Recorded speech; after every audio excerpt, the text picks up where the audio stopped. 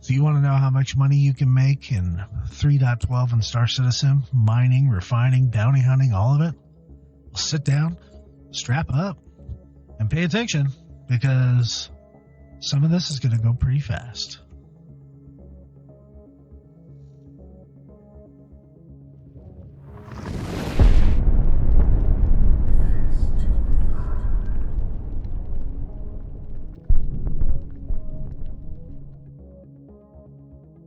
Hey everybody, welcome to either the start or the end of the video. I'm actually putting this at the start because this video is so long, and I'm also putting it at the end. So if you are at the end of the video, I appreciate you spending 3 hours with me and seeing all this gameplay footage and figuring out what makes the most money in 3.12 so far. But if you just want to know what makes the most money right now, then I appreciate you at least viewing this, and maybe you could throw a like or subscribe down there. It did take a lot to make this video, and that's okay. I enjoyed every second of it. Well, mostly every second of it. I died a couple times. That wasn't fun. But yeah, without further ado, how to make money in patch 3.12. So the first thing we did was mining and refining with a bone stock prospector. And we did this in the Crusader system at Daymar. We were able to take our stuff to a refinery. We tried to sell it at Port Olisar and other places, and nobody would take it. But if we were just to sell our ore to the refinery, we would have made 14.8 thousand with no wait. That's probably what we should have done if we wanted to make the most money per hour. But we decided to go ahead and refine it. We chose the fastest method with the least amount of yield, which is the Cormac method. It was roughly 30 minutes, even though at the time I'm recording the game was bugged and it didn't give us an accurate time. The cost for that method was about 2,000 UBC. Our gross sale of refined materials was about 19,678 alpha UBC. Now we were only able to make one run.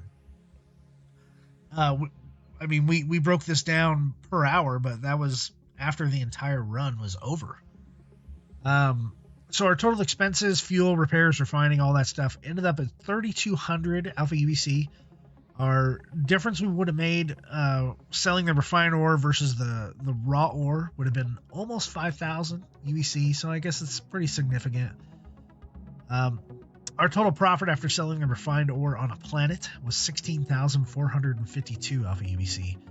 And the total time it took to mine and refine using the fastest method is about 2 hours. I've done a bunch of mining since then and refining. Even with the increased sample size of multiple runs, different refining methods which take longer or cost more, etc., the average UBC per hour is roughly 10,000 alpha UBC. Now, to me, that's pretty bad. I don't like that. I think it's not enough for the amount of time that goes into it, but I'm sure CIG is still adjusting, and I hope they are. The next game loop was bounty hunting and dogfighting. We used a bone stock Cutlass Black. We were in the Hurston system. We did 4 missions that we completed in under an hour. I did have one death. I ran into an asteroid, which is kind of my own fault. The gross income was 25,500 alpha UBC. Our total expenses for repairs, expediting a ship, fuel, all that stuff was almost 7,700 UBC. At the end of the day, we made 17,805 UBC per hour, which at the time of recording, that was pretty good, considering it's very action-packed. There's not a whole lot of waiting going on. But since then, as of today, December 26th, 2020, these game loops have actually almost doubled in price. So what is 17.8 thousand? 17,805 per hour is now actually closer to 35,000 UBC per hour, which would top the list with a, Cuddy Black. You could even probably do it with a Mustang Alpha or an Aurora MR, something like that. You could make significant money doing bounty hunting and dogfighting. Our next gameplay loop is cargo running. Bone Stock Cutlass Black, we're in the ArcCorp system. We were able to do 2 full runs in just over an hour. The money invested in all of our loads, which is the downside of cargo running, is we had to have 116,102 alpha UEC just to get the minerals into our ship, which we were able to then sell at a planet for 143,236 alpha UEC. Our expenses were just under 1,944, and our total profit on the cargo running is 26,190 alpha UEC, which is just over an hour, so I'm going to call it per hour. It's pretty lucrative. If I had a Caterpillar or something, it definitely would have been much higher. And I think, if you do have a Caterpillar and you're doing that kind of training, it's a lot more money to invest, which sucks if you have a 30K or you get stuck in a seat or something like that. You're not able to keep that money, or you're not able to trade it. But if you're looking to make the most money in the game, it has been and probably will be to cargo running. The next missions we took were box missions and a Bone Stock Cutlass Black. In the Microtech system, we did 2 runs in just over an hour. We had 1 mission that was broken, but those have since been fixed. We had no out-of-pocket expenses. Our gross income from sales was about 16,500 LVUEC. Our expenses were just under 2,000. Those are out-of-pocket, but it's fuel, stuff like that. Our total profit once we were done ended up being about 14,578 alpha UEC, and that's how much we made per hour. So pretty good. Very low risk on almost no risk on box missions. If you 30K, oh well, just start over. The only thing you lose is time. The next game loop is ham mining. This was done by Java Sparky in a stock Aurora MR in the Crusader system. He was able to make 3 runs in 3 hours.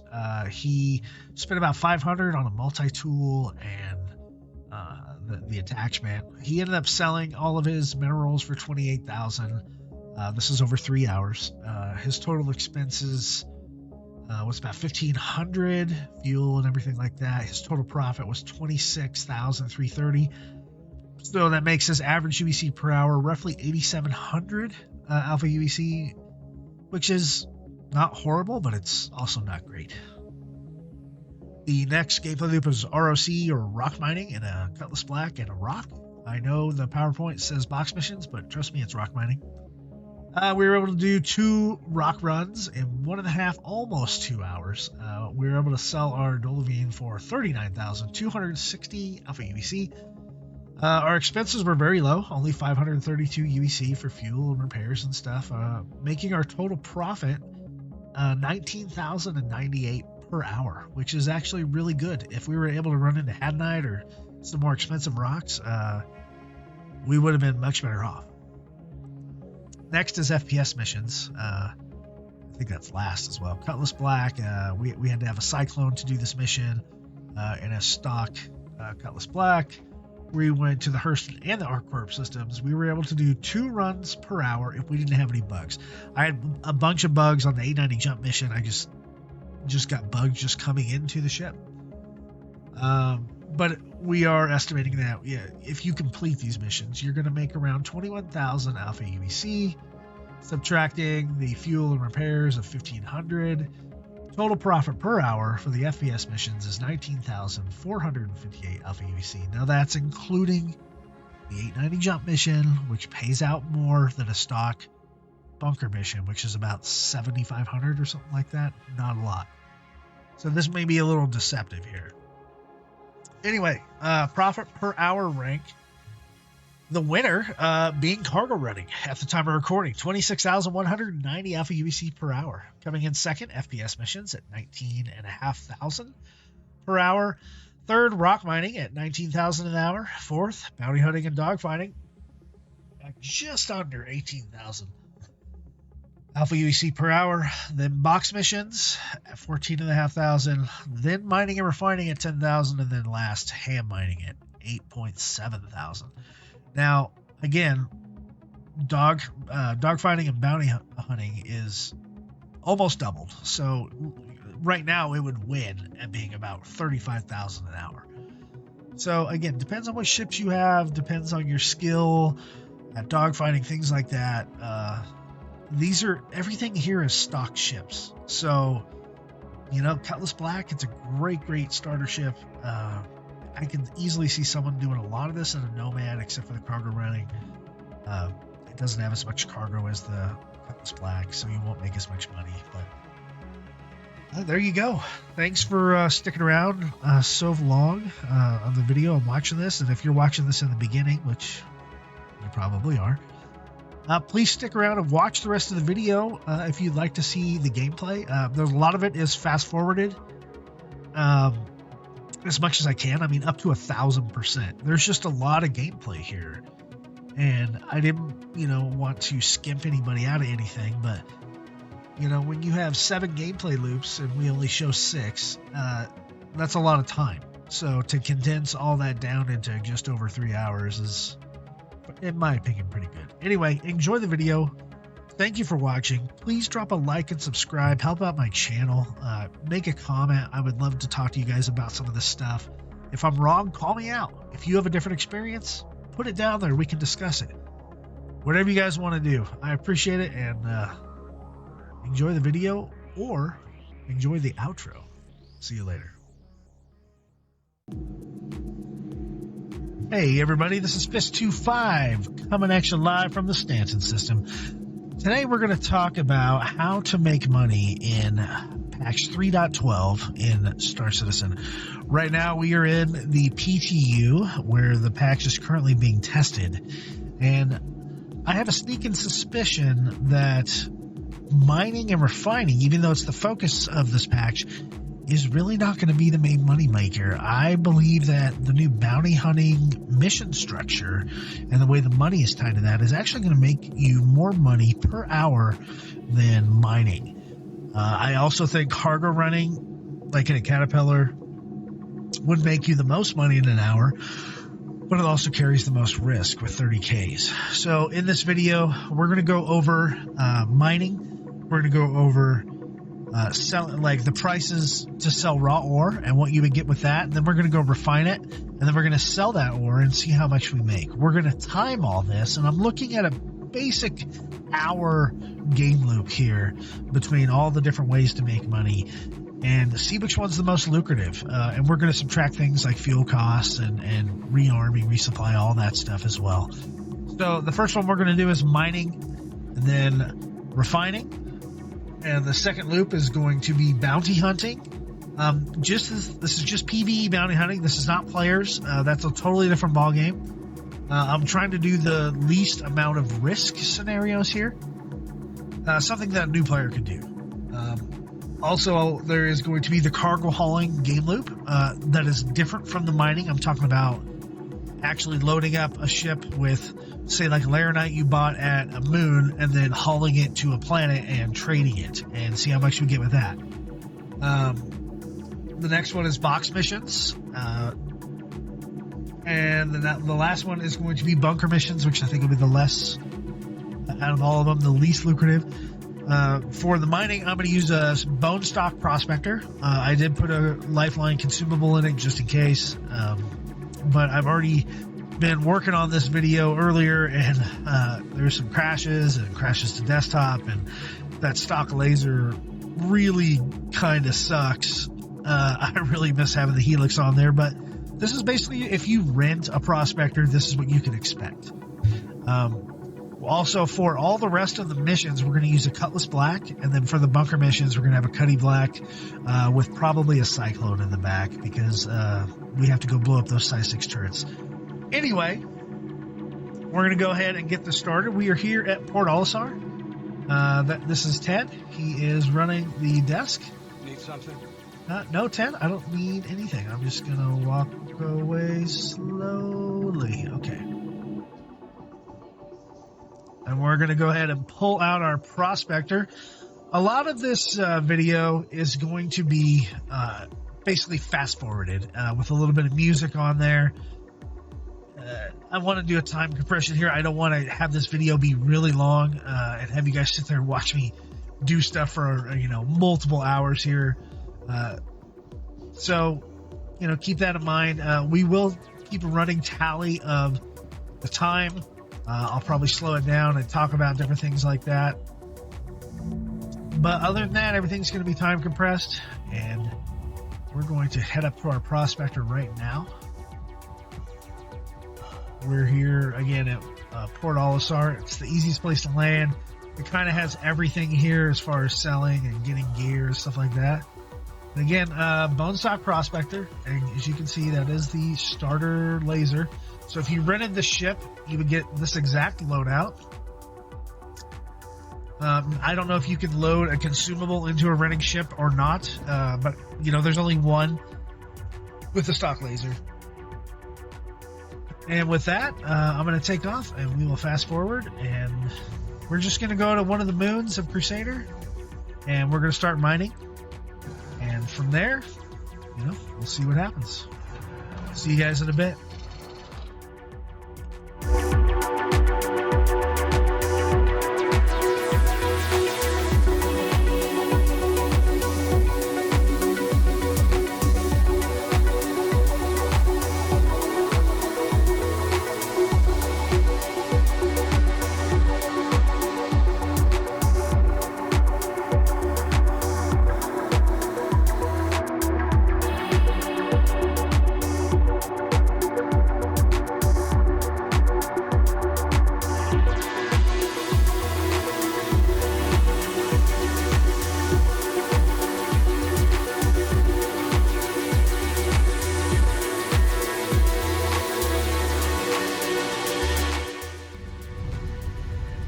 So we are here at Daymar. We are about almost 4 minutes in here.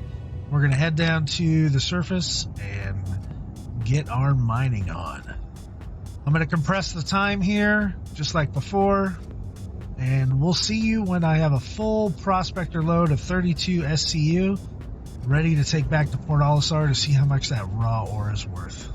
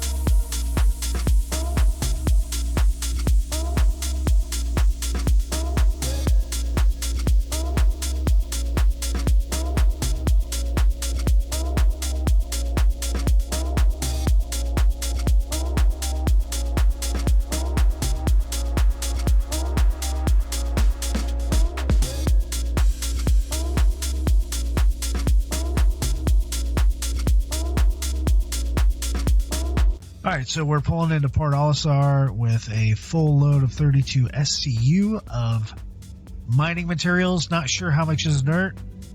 We are going to go in and see how much money we're going to get for the raw ore, and then we're going to head on over to Crew L1 and the refinery and see how much we get for that.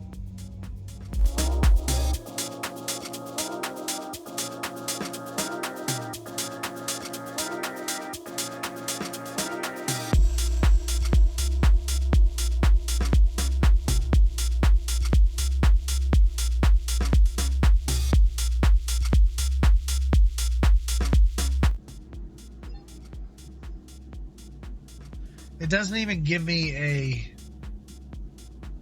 Alright, so at PO, trying to sell these minerals here, I can't even sell it at the trading console, so we're going to be forced to go and refine it.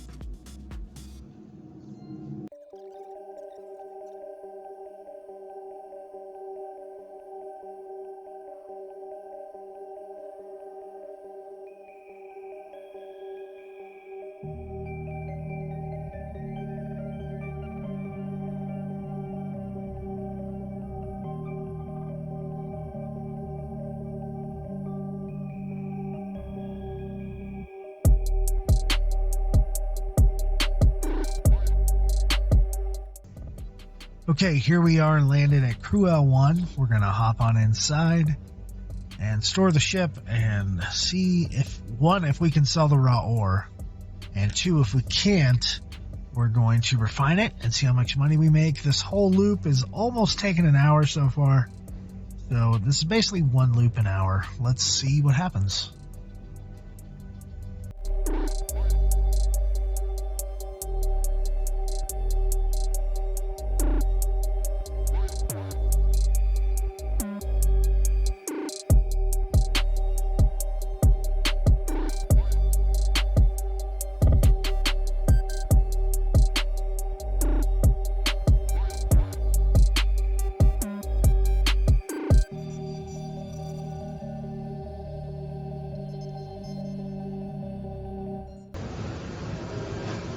All right, here we are at the refinery.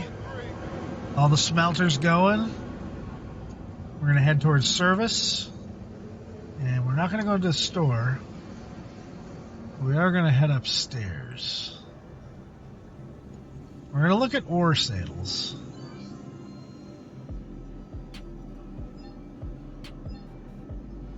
Okay, so here's what I could sell to the refinery. And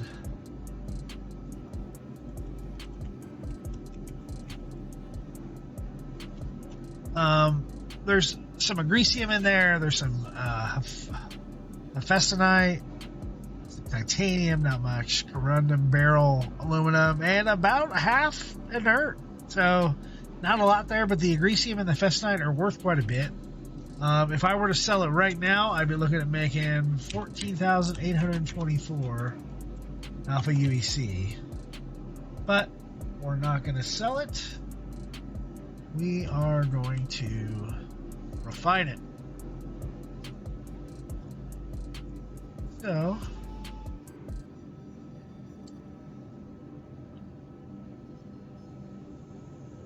apparently it doesn't want to log me in. Let's use the other terminal. There we go, connecting. Okay. So for all this stuff, it doesn't process corundum very well, which I don't care because corundum is not worth anything. But this looks like a good station for gold, titanium, quantanium, bexolite, which I wish I could have got. Some of those rocks are just too big to crack with the stock laser, and tungsten. So we're going to pick the prospector here. The capacity is only 1,000%, so I guess that's a light work order. Out of my prospector, 1845. My Centi SCU is refinable. 1355 Centi SCU is inert. Basically, 18 SCU is refinable and 13 SCU is inert. So we're going to set up our work order. Now, I've done this before where I'm gonna show it to you. The Dinix solvenation method, I believe, is the longest version. And if we were to refine everything using that, we're going to get a quote. That's 22 hours, and it costs 1,300 credits. However, if we look at the yield, it really is a good yield for everything. Now, we're not trying to have a full day gameplay loop here, so we're going to cancel that. We're going to look at the Cormac method, which is probably the worst yield, but it's the fastest. So to get a quote on that, we have processing time of @UI_minutes. You can see our yields are significantly less here. Look at the Agresium, we lose a lot. The Hephaestonite, we lose quite a bit. So let's look at the other one. Let's look at the second fastest, the Pyrometric Chrome Analysis. Doing it all 3 hours. I don't want to wait 3 hours, and it costs 8,100 credits. I don't want to do that one. Let's go back to Cormac. I didn't see how much that costs. Okay, 2,700. Not the worst. The Gaskin process. That quote, again, costs 8,000, and we don't have a great yield coming out of that, so we're going to cancel that. Is there another process here? The electrosterolysis. I get a quote with that. About the same as the last one, although it's cheaper, and it takes 1 hour and 53 minutes. So maybe this is what we do. 2713, 1 hour and 53 minutes. I'm going to cancel that. I'm going to go with, I know it's bugged, but I'm going to go with the Cormac method. I think it's the fastest, and that's kind of what we're looking at here. Now, if we have time to get this in here, and then we go mining again, and then we bring another load back, pick this load up, something like that, or we log off for the night, we come back, we pick up the load in the morning, and then we sell it, that could definitely be a loop. But if we're looking, to, I guess, make money quickly, then we need to do the quickest method, even though it's going to cost us 2713 credits. Let me go ahead and write that in there. The refining method is Cormac. Cost is 2713. Time unknown. Although I think we're going to know here in just a sec. Okay, let's confirm it. And we should have our load coming off the ship. Yep. And it should pop up on the screen here. It's not giving us a time option here, which is funny. But we can see our yield coming out here. I don't know, so we're looking roughly at like 20 odd minutes, 25 minutes, 28 minutes maybe, to get this whole load refined. So with that, I'm going to go sit next to this guy.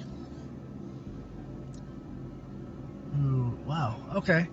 I'm probably just going to go shopping here, and we'll be back in about half an hour. There is a couple things to do on the station. You could go eat, you could go drink, you could go shopping, you can go do other things, and then you're going to get a notice in the game. It's going to say, "Ooh, hey, your load's ready to pick up."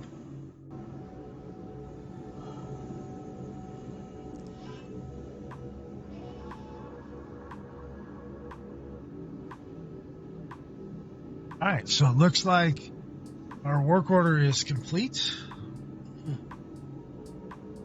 And that, roughly took close to half an hour.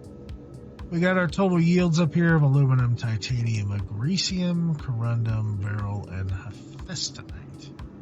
So our storage option here, I'm going to pick the Drake Cutlass Black, because really it's Looks like the yield is about 12.18 SCU, or 1218 centa SCU, which is not a lot. The prospector holds 32 SCU, and the yield came down to 12, with the losses due to refining, plus the inert materials I picked up. Now, of course, if I would have taken longer to mine and found rocks with less inert materials, then we would have a bigger yield.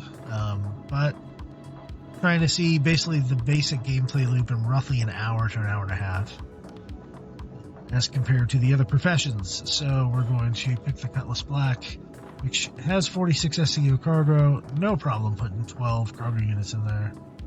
We're going to collect it.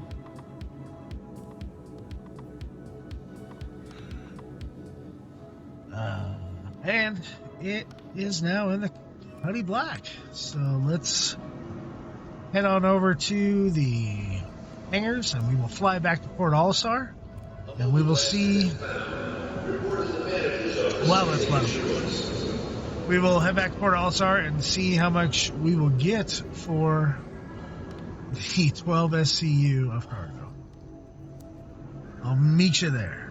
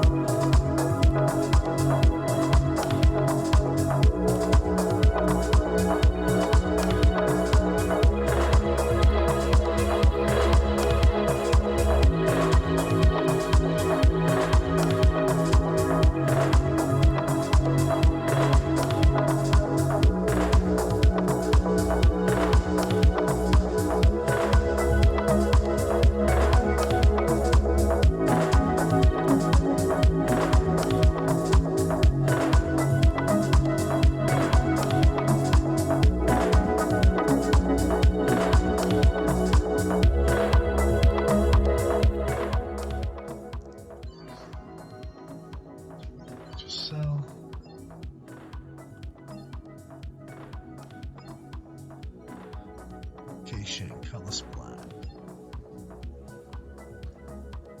Okay. So we can't sell any of it here at Port Olisar. They are not buying. So, once again, we can't sell anything at PO for some reason. I'm not sure why. We are going to have to go to a planet and sell there. And let's see what happens with that.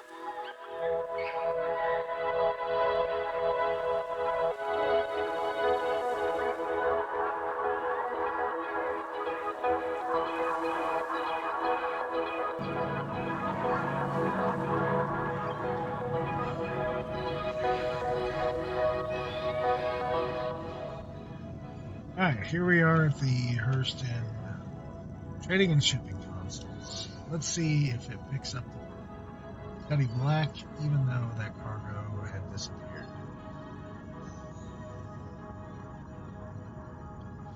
Still says it's part of the ship, so that's good. It looks like we can sell everything here.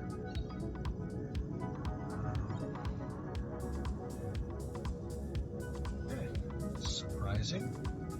Sell the Agresium.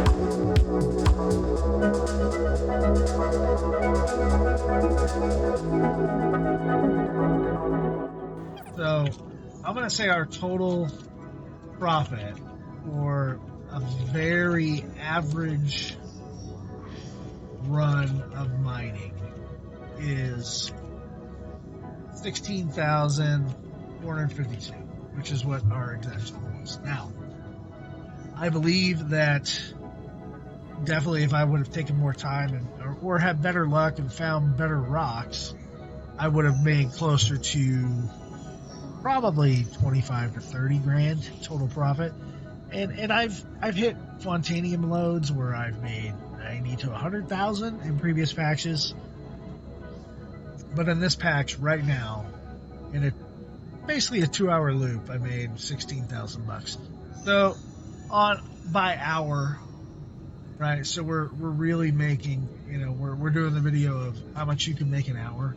So I'm going to round up on an average and say you're going to make 10,000 alpha UEC per hour doing the mining and refining. Now, that may be fun to you. You may really enjoy that type of gameplay, the loop.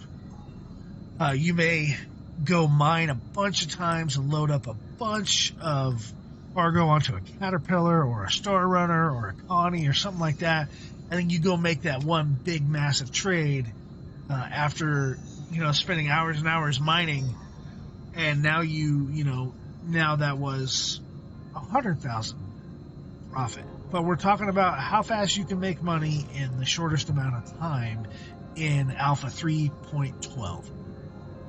As I thought, mining really wasn't it, but next up we're going to go do dogfighting / bounty hunting, and we'll see how that goes. I am going to use the stock Putty Black. I'm using that for everything. I'm going to use it for the box missions, for cargo running, for everything. It is a starter ship. It is a premium starter ship. It's $100. Some people have it, some people don't. The load we had was for this trade here was about 13 SEU. That would not have fit. That guy didn't have a chest. That wouldn't have fit in an Avenger type, right? What a lot of people recommend. It definitely wouldn't have fit inside of an Aurora.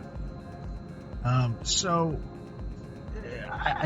it would have definitely fit inside of a Nomad, which is another premium starter ship. So you got to kind of play this how you want to, I mean, do you want to go do that? Do you want to invest in a prospector? Do you want to just rent one? See how much money you can make over time? I think CIG really needs to tweak these numbers here and make the refined ore worth a significantly more credits, or change the way the process works with refining. Because if they change the way refined ore sells, then cargo running is going to be hit or miss. It's either going to be super lucrative or not lucrative at all, depending on how they do it. That they could change it up to where when you go to a station to pick up some kind of ore, it's not refined. And that would give you less yield overall. Or maybe some of it's refined, some of it's not. Who knows? Maybe you can pick that stuff up, take it to a refinery, have it refined, and then make much more of a profit and not even have to worry about mining. But then you add in 30Ks and all that stuff, and, who knows what's going to happen. But we're going to try it out. We're going to see what happens. So stay tuned. Next section is bounty hunting, and I'm off. Hey, everybody.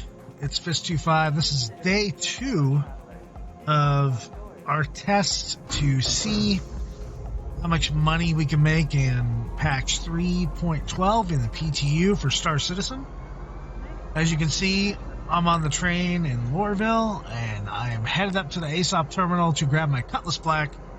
We're going to do bounty hunter missions today for 1 hour and see how much money we make. I'm going to be taking out the cost of the fees for the missions and repair, rearm, fuel, and then adding up how much actual money we make. And then we'll go from there.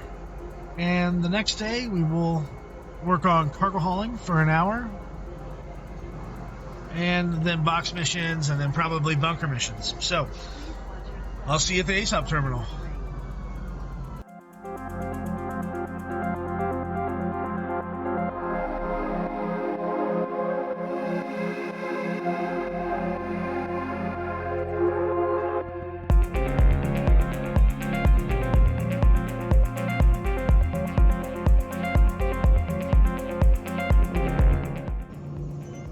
Very weird bug. Anyway, I do have 2 T16000 Thrustmaster sticks that I do intend to use, and so that may be one little advantage I have over someone who's stuck with a mouse and keyboard or using a gamepad or something like that, but I really don't think it's that much of an advantage. I've been playing the game for almost a year. I'm not sure that I'm that good of a dogfighter either, so I don't think that's an advantage as well. Turn off the chat. And so we're going to go into the ship, and we're going to see how much money we can make dogfighting. I'm going to start at the Hurston system. We're going to take missions as we get them. They might be bounty missions. They might be mercenary missions. We're going to take call to arms for sure. And we'll, oops, I am at the spaceport. Hangar 9. I'm glad that marker is down here at Lorville. And we're going to see how much money we make. So with that, I'll see you inside the ship.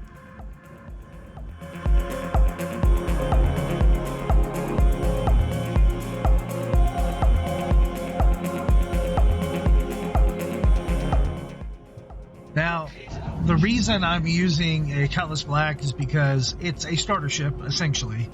It's probably the most expensive starter ship, but I still consider starter ship. It's very multi-role. It's very even playing field. Most people can afford a Cutlass Black, I would say. I mean, it's 50% more than the Nomad. It's twice as much as like an Aurora. But it's also relatively inexpensive in the game as well. And I just think it's a fair comparison compared to using a pure fighter or another ship that's geared exactly for what we need. So with that, I'll see ya in space at a orbital marker, and we will get started with looking for missions.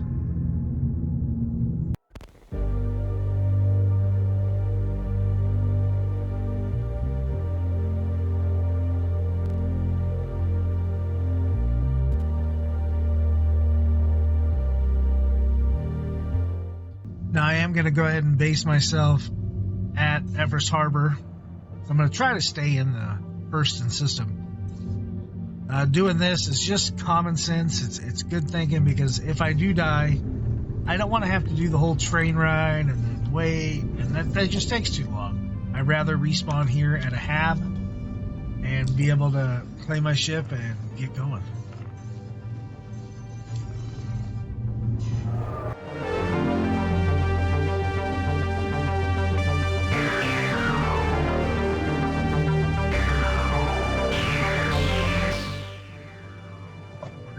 Check out the missions.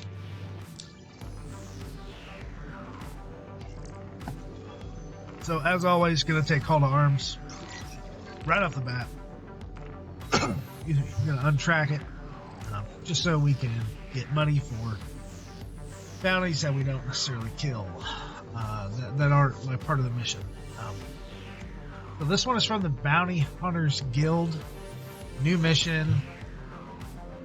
This is the tracker trading permit. I think this one goes towards player versus player bounties. The suspect apprehension, I think, is more like the Hurston system. So let's try this. We have to pay a fee here of 500 Alpha UEC. So I'm going to mark that down.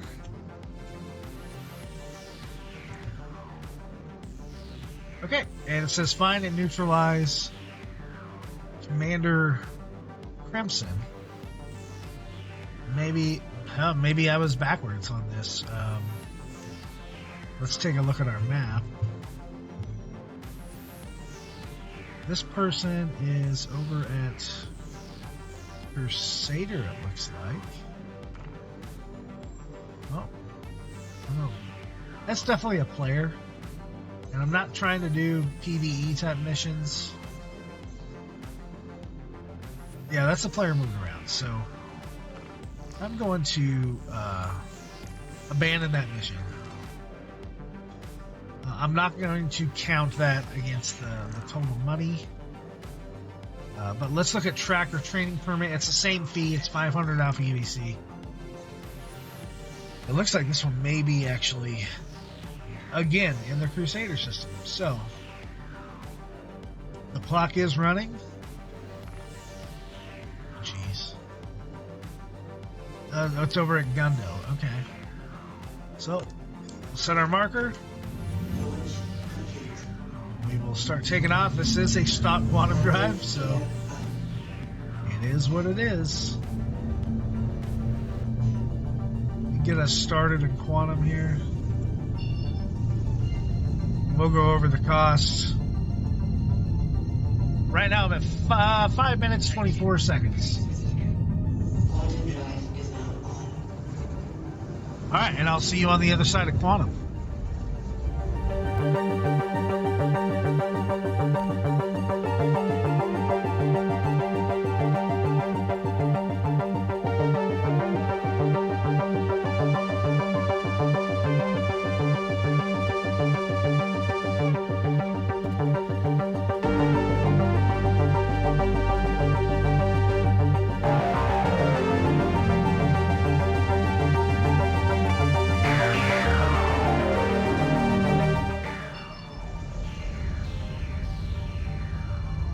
So we're here at Crusader. We're at 10 minutes 30 seconds, and we're going to head over to the Daymar area and work to get into our bounty. I did not go to Port Olisar and basically bind there. That may bite me in the butt. We'll see what happens. Sometimes that happens. You just got to reset where you're going with the quantum system.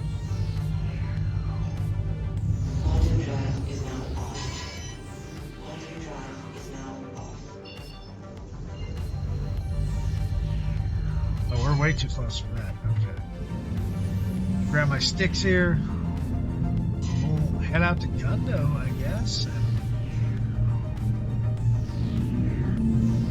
I don't know if there's going to be a ship here or if it's a person.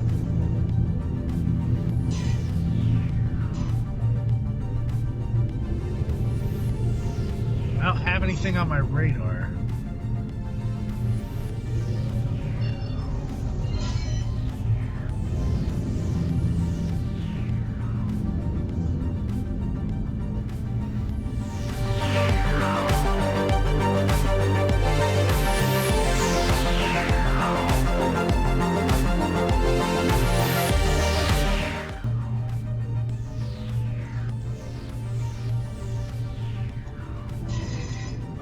Oh, there we go. Bad guys. Oh, man.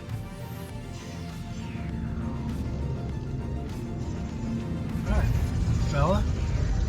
That's in a Mustang Delta.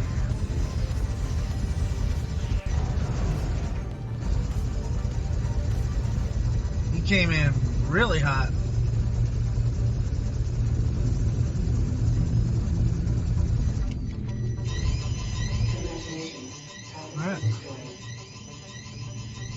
Oh, we have the awesome missile sound. Oh, okay, that went away. So, objective complete, subdue bounty. Tracker permit earned. How much money did we get? Did we get anything? Or did I just pay $500 for that? Okay, so basically I just paid $500 to be able to kill people. Okay. I don't have any other missions except for the suspect apprehension. So let's go do this ECN alert. It's 10,000 credits. This one has to be the constellations, because I believe that's the 10,000 credit one. Well, after that, we'll see what bounty hunters come up with. But, you know, I mean, yes, this is doing bounty hunting type work, but it's really just dogfighting, right? Whether it's ECN alerts or taking out a Nova Rider nest or something like that, a Ninetails nest, it's all about ship combat versus the computer. I don't really consider any of them to be any different.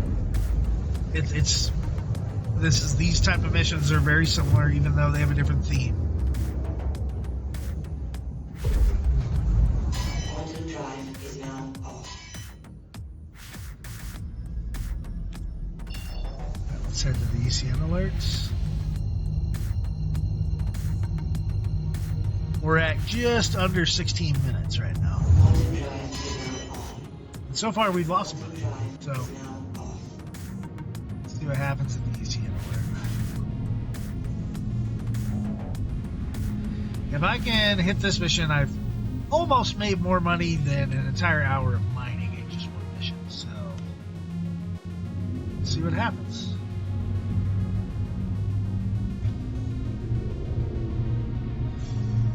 Okay, there's our guy we gotta protect. Eson Wilcox and a Connie Andromeda. There's our first bad guy. The thing with an ECN mission is I don't believe you get any type of call to arms money, but you do get the total amount when you're complete.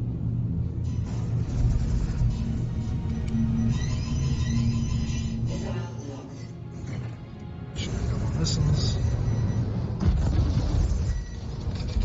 I know they just increased the hardness and the hulls of these Connies, so we'll see if it takes longer to kill them than it did previously.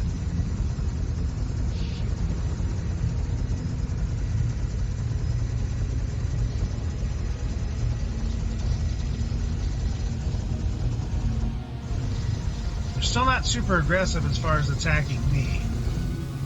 And I know I don't want to get too close to them, because if they blow up, they might blow me up.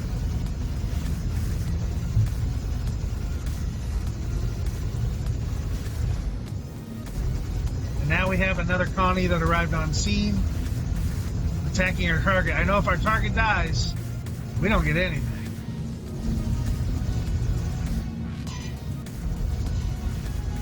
Keep in mind, these are stock weapons, stock systems, all that. There we go. One down. And no money for that guy, so. Too close for missiles.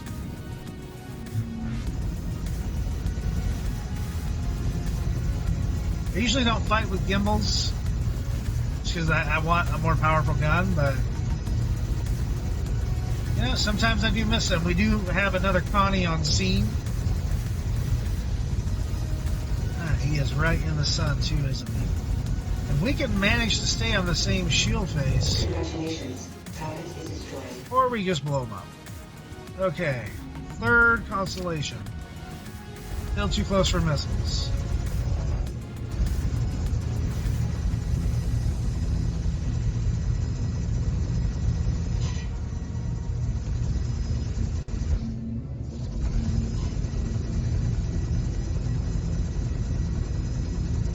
We do have size 2 missiles up there.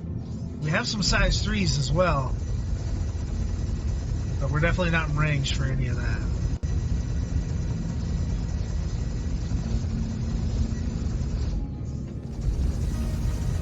Another constellation on site. Come on. Come on, you can't move that fast. What's going on, D-Sync?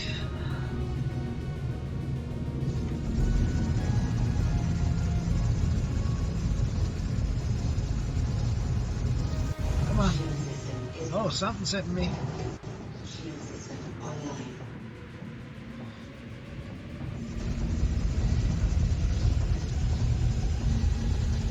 Looks like this guy was finally shooting at me.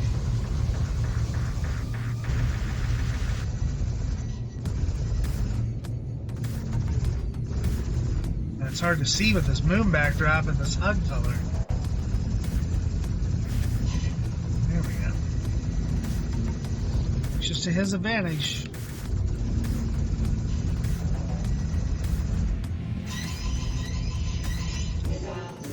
Let's see what these missiles do. Bye-bye. Okay, next target. I think the last one. Okay, those missiles are off.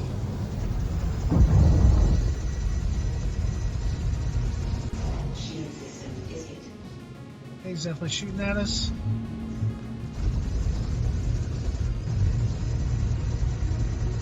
Just doing basic strafing, up and down, left and right. Moving back, moving forward.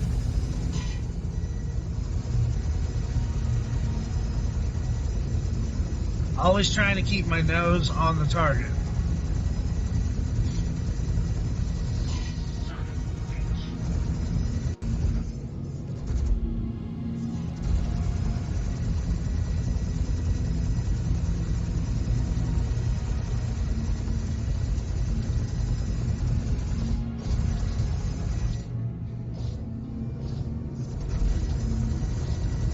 Pretty sure a constellation can't move that fast.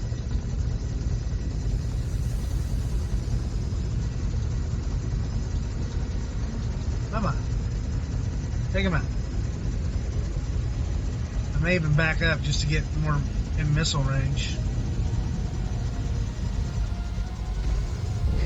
Alright, we go.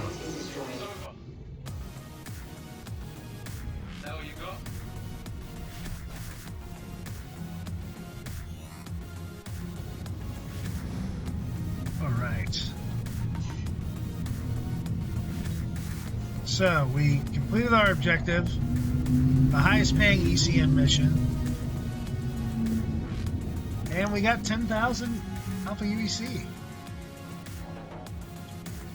So I'm going to add that to our total.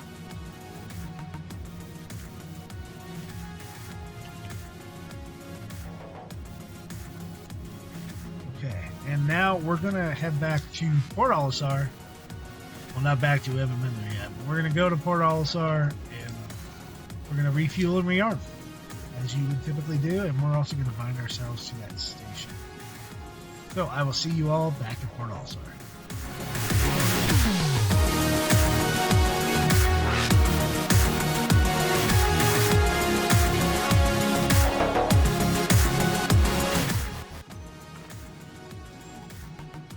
Okay, so here we are, 25 minutes, 30 seconds in. I just repaired, which was a little over 1,000 UEC. And we have a couple more bounty hunter missions here. Trackers, beginner permit. I thought we kind of already did that one. That's 1,000 UEC. We know this one, the suspect apprehension, is PvP. Verified freelancer bounty assessments. This one pays 4,000. This one is specifically for Crusader. And then there's the other track one. That one may be Hurston. I don't know. But we're going to take the one that pays instead of paying 1,000 for that one. And so we'll go ahead and accept that one. I don't really have a reputation right now. And someone's targeting me. So I don't feel like doing player bounties right now. So it doesn't look like... What system is this in here? If we haven't accepted it, it hasn't really shown up yet. go back to our contract manager. Oh, it just didn't accept. Okay. So we will accept it again. It's on there. Okay, so let's go. Okay, Crusader system. Looks like out at yellow. I hate it when it does that. Okay. So we're going to be careful here, taking off. We're obviously going to stay in the armistice until we can quantum out. We do have to get out of the vehicle areas. Okay.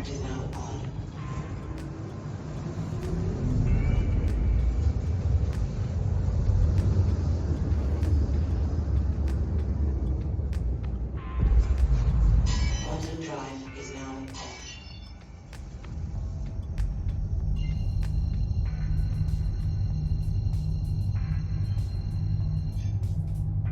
Quantum drive is now off.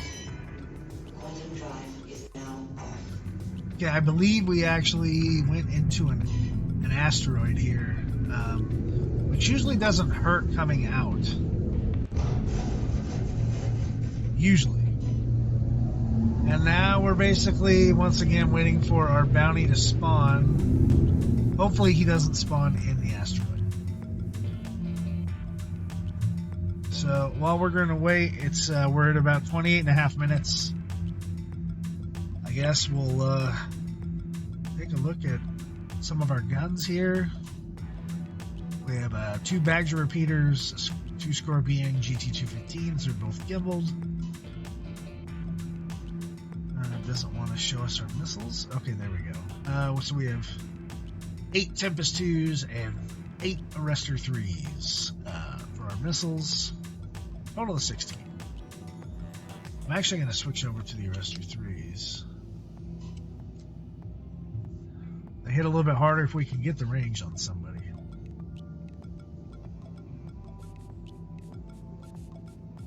Sometimes on these missions, you actually have to fly around until the bounty shows up. Because with the radar range, it might be on one side or another. Sometimes they don't spawn in at all. And you have to abandon the mission and grab another mission.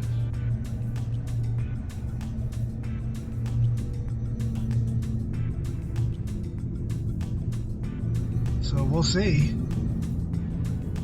I mean, it's obviously not going to be inside the asteroid, hopefully. Maybe we'll fly past this asteroid. I've definitely done a mission on near these 2 asteroids before.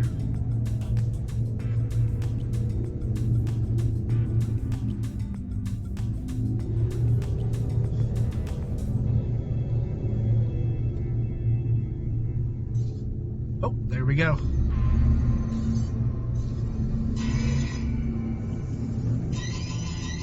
Locking on some missiles. Firing.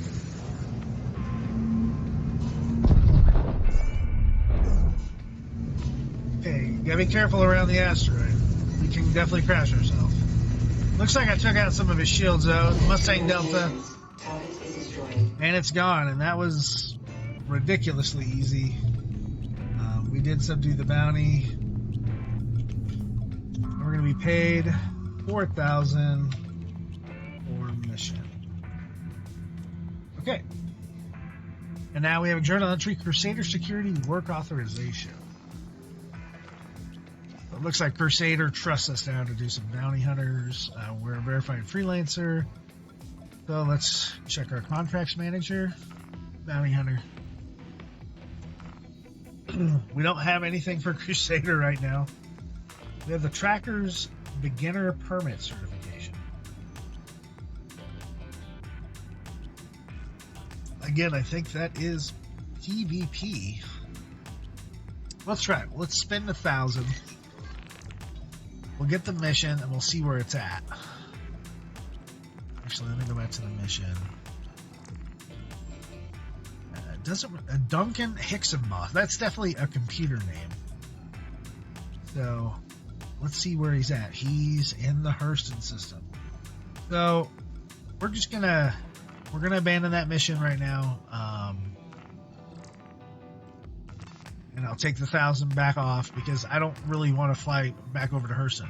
But here's Briss Singer. Very low target here.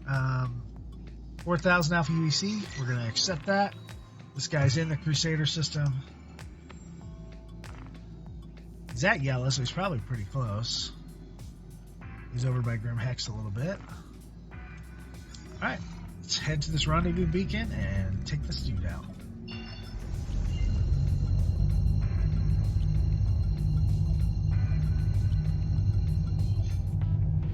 Quantum drive is now on.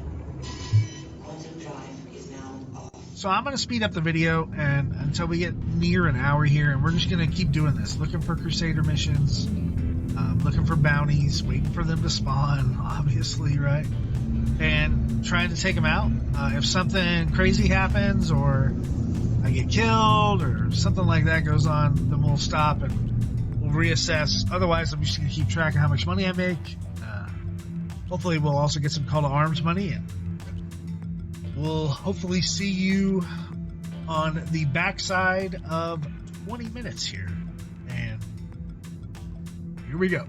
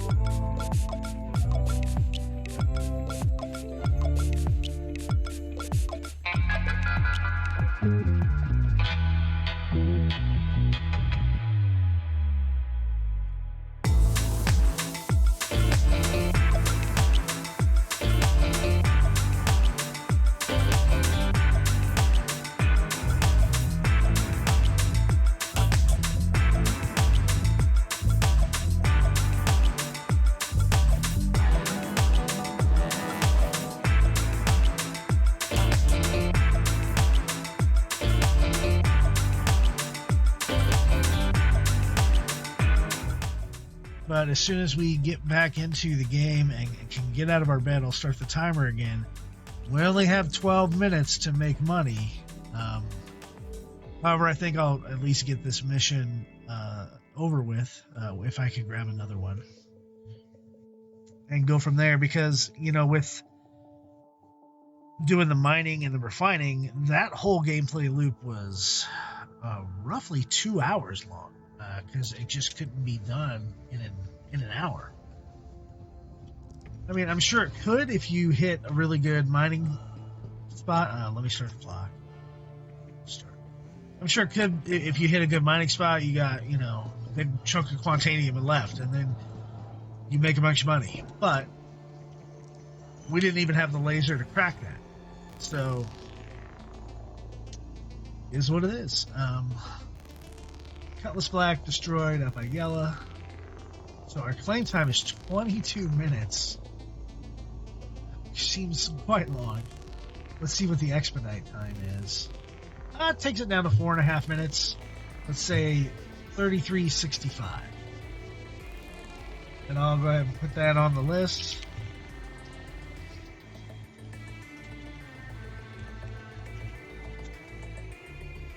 And what that pretty much means is that the next mission that we take in 4 minutes from now, that is going to, the whole mission, what it pays for, like say if it pays 4,000, that's going to eat up the cost of claiming the ship.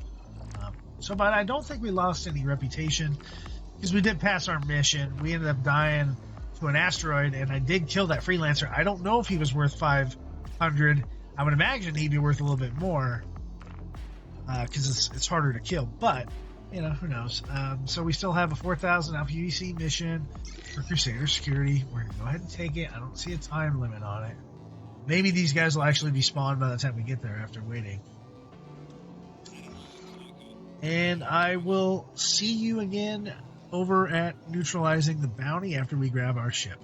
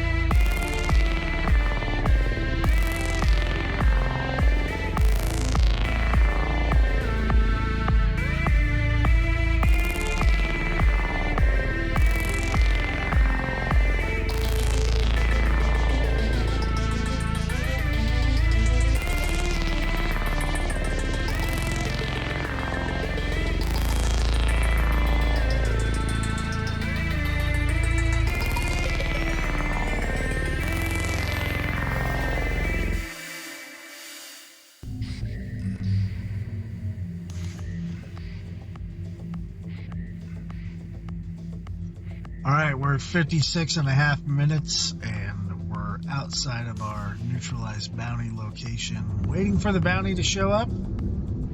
Apparently, it doesn't matter that we picked up the mission, 5 minutes ago.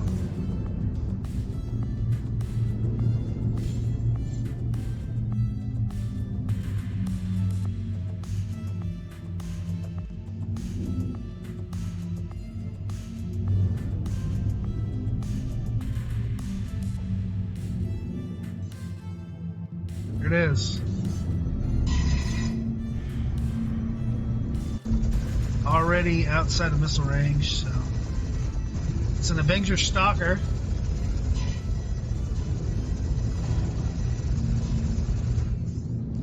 I can't believe I died on that asteroid earlier. That's a rookie mistake.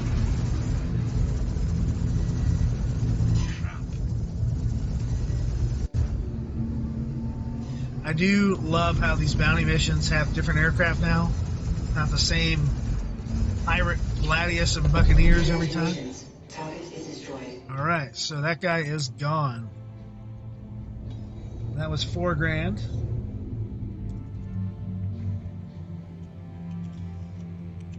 So we've already made more money than it costs to expedite the ship. Oh, and here we go. Call to arms, guys. That is an M50. Gonna get a missile on it. There's actually 2 bad guys. Alright, that guy's gone. That was 1,000 UEC for an M50. Here's a Mustang Delta.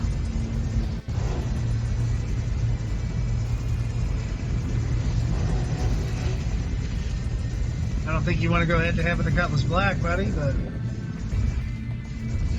just turn there.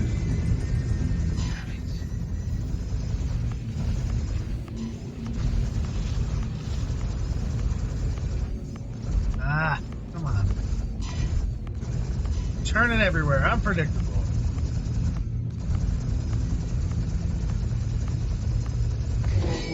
Okay. And he got smoked. That's 500 Alpha UEC. So there's another 1,500.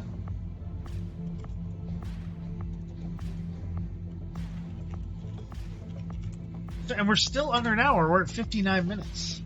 So, if I didn't blow up the ship before, we probably could have got another mission in and be good with it. But I didn't, and that's going to happen to everybody. I mean, accidents happen. I guess people run into asteroids. So I'm going to go ahead and call it. We're at 59 minutes and 30 seconds, just at an hour. I'm going to go ahead and we're going to go back to Port Olisar. And we're going to get the repair bill for this, and we're going to add that in.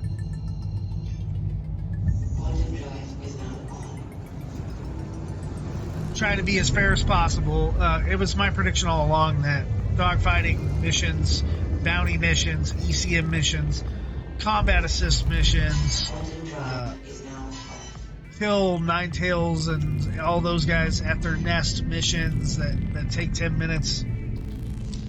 All those over the long haul are more lucrative than just mining and refining. Mining and refining is fun. I love it. I like doing it.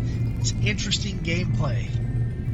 But as far as making money per hour, it's not fun. But, you can't just dogfight the whole time either. And I realize that. But if you're looking to make money quick, I believe the winners can end up being cargo trading. As it has been in the past and in the future. The problem with cargo trading is you have to have that money to make money.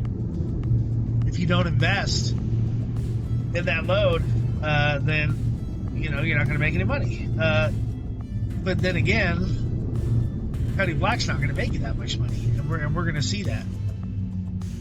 Caterpillar, sure. I was making at one time with Laranite runs 340,000 profit per run, and that was just from Ariel to Hurston every time. And so I could easily make over $1 million an hour. But Alas, that is gone. That was 310 gameplay. So our repair costs here.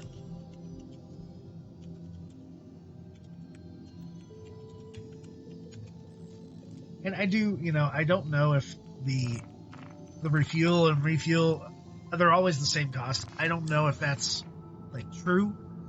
I haven't checked to see if that's actually what was pulled out of my bank account. I know it's an issue and you're supposed to refuel quantum before hydrogen or something. Is at 100%. But, I'm just doing what I'm assuming is. We got our missiles back. Okay, we got everything back. We're going to go ahead and exit the ship.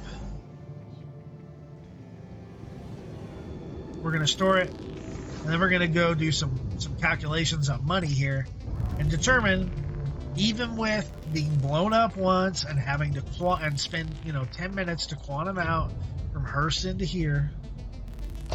Oh, he's getting me back for the Nerf gun. How much it's going to cost, or how much money we're going to make per hour. Was he waiting for me? I wonder if he was waiting for me. I wish I knew who it was. You know what I mean? I wish I could be like, oh, what's up in the chat?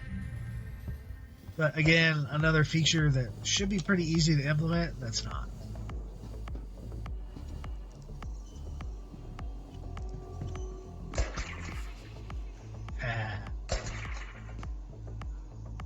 Get me, buddy. I still store my ship.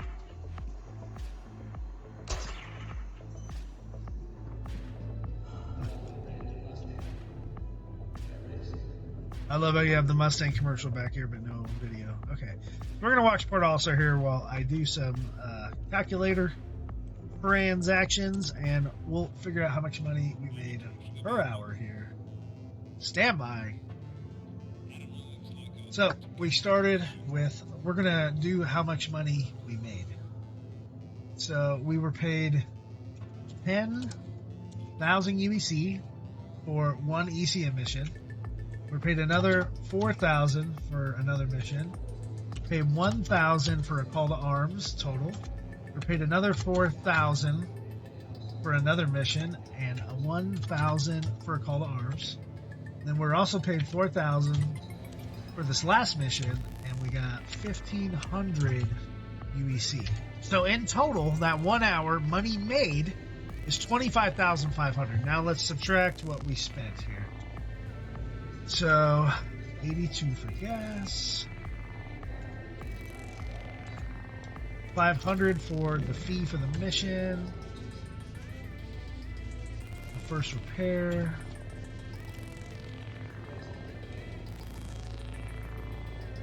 minus the second repair,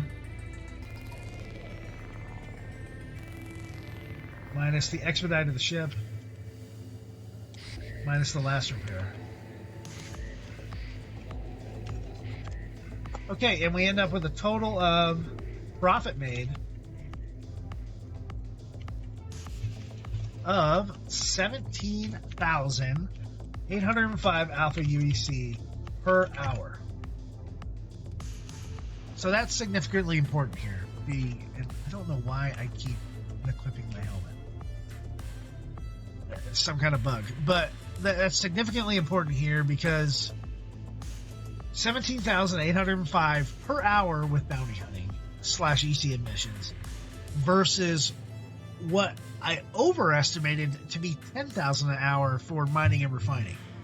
Now that's on average. That's average minerals, an average of an hour. We ended up making roughly 17,000 in profit mining over the course of 2 hours. So broken down to about 10 grand an hour. So we're making almost double in basic dogfighting with a Cutlass Black. And not just a Cutlass Black, but a Cutlass Black that's stock. No better shields, stock weapons. Quantum is stock. So we spent more time in Quantum going from Hurston to Crusader. So I definitely, my prediction was true. You're going to make more in dogfighting. Maybe after a while it'll get boring. It doesn't get boring for me. I love that type of gameplay. But maybe it'll get boring for you. So with that, we're now going to go take a nap. And the next day here in Stanton, we're going to do some cargo running and see how much money we make doing that in Alpha 3.12 PTU. So with that, Fist 25 signing off for the day. Thanks, everybody. All right, everybody, this is Fist 25, and we got a brand new day here in the Stanton system. I am just outside of ArcCorp in my completely stock Cuddy Black, and we are going to test out money making in 3.12. It is now in the live release, so I am in the PU. The servers are okay, but we'll see what happens. I'm going to head over to an area on Walla, and we're going to pick up some cargo, and we're going to take it back to ArcCorp and trade it, and we're going to do that for about an hour or so, and see how much money we can make. So I'm going to go ahead and start the timer since I'm in space. We can add maybe a couple minutes to the timer just for me getting the ship and leaving ArcCorp. I actually tried to do this yesterday, and I was in the PTU, and I was going to Hurston, from Ariel to Hurston, and the wind was so bad trying to land at the hangars on Hurston, because you have to land, basically on the, you land on the bottom instead of flying, that's the way you fly into a hangar there, and it was so bad the wind was slamming me down, and I just could not keep that Cuddy Black stable, and I blew up. And I was, really upset. So I kind of rage quit, just stopped playing. And then they released 3.12 with no updates. So I definitely don't want to go to Hurston on this one. I want to stick to the ArcCorp area. If we have issues with ArcCorp, I'll make my way over to Microtech. And the reason I'm doing that is because typically in the past couple patches, you make more money when you go to a planet to sell the materials you pick up. In addition to that, with this new mining patch, Port Olisar does not buy anything that I know of. And it's a shame, because I would like to just do this in the Crusader system and land at PO, because it's easier to land in space and all that stuff. But can't do it right now. Maybe I'll test that later. I don't really want to do Microtech, but we'll see. We'll see what happens. And so we'll do a little time compression here, and we'll see what happens when we sell this very first run, and I will annotate how much we pay for everything and how much we sell it for, and try to get a cost per hour, as with the other segments of this video. So with that, I'll see you in a little bit.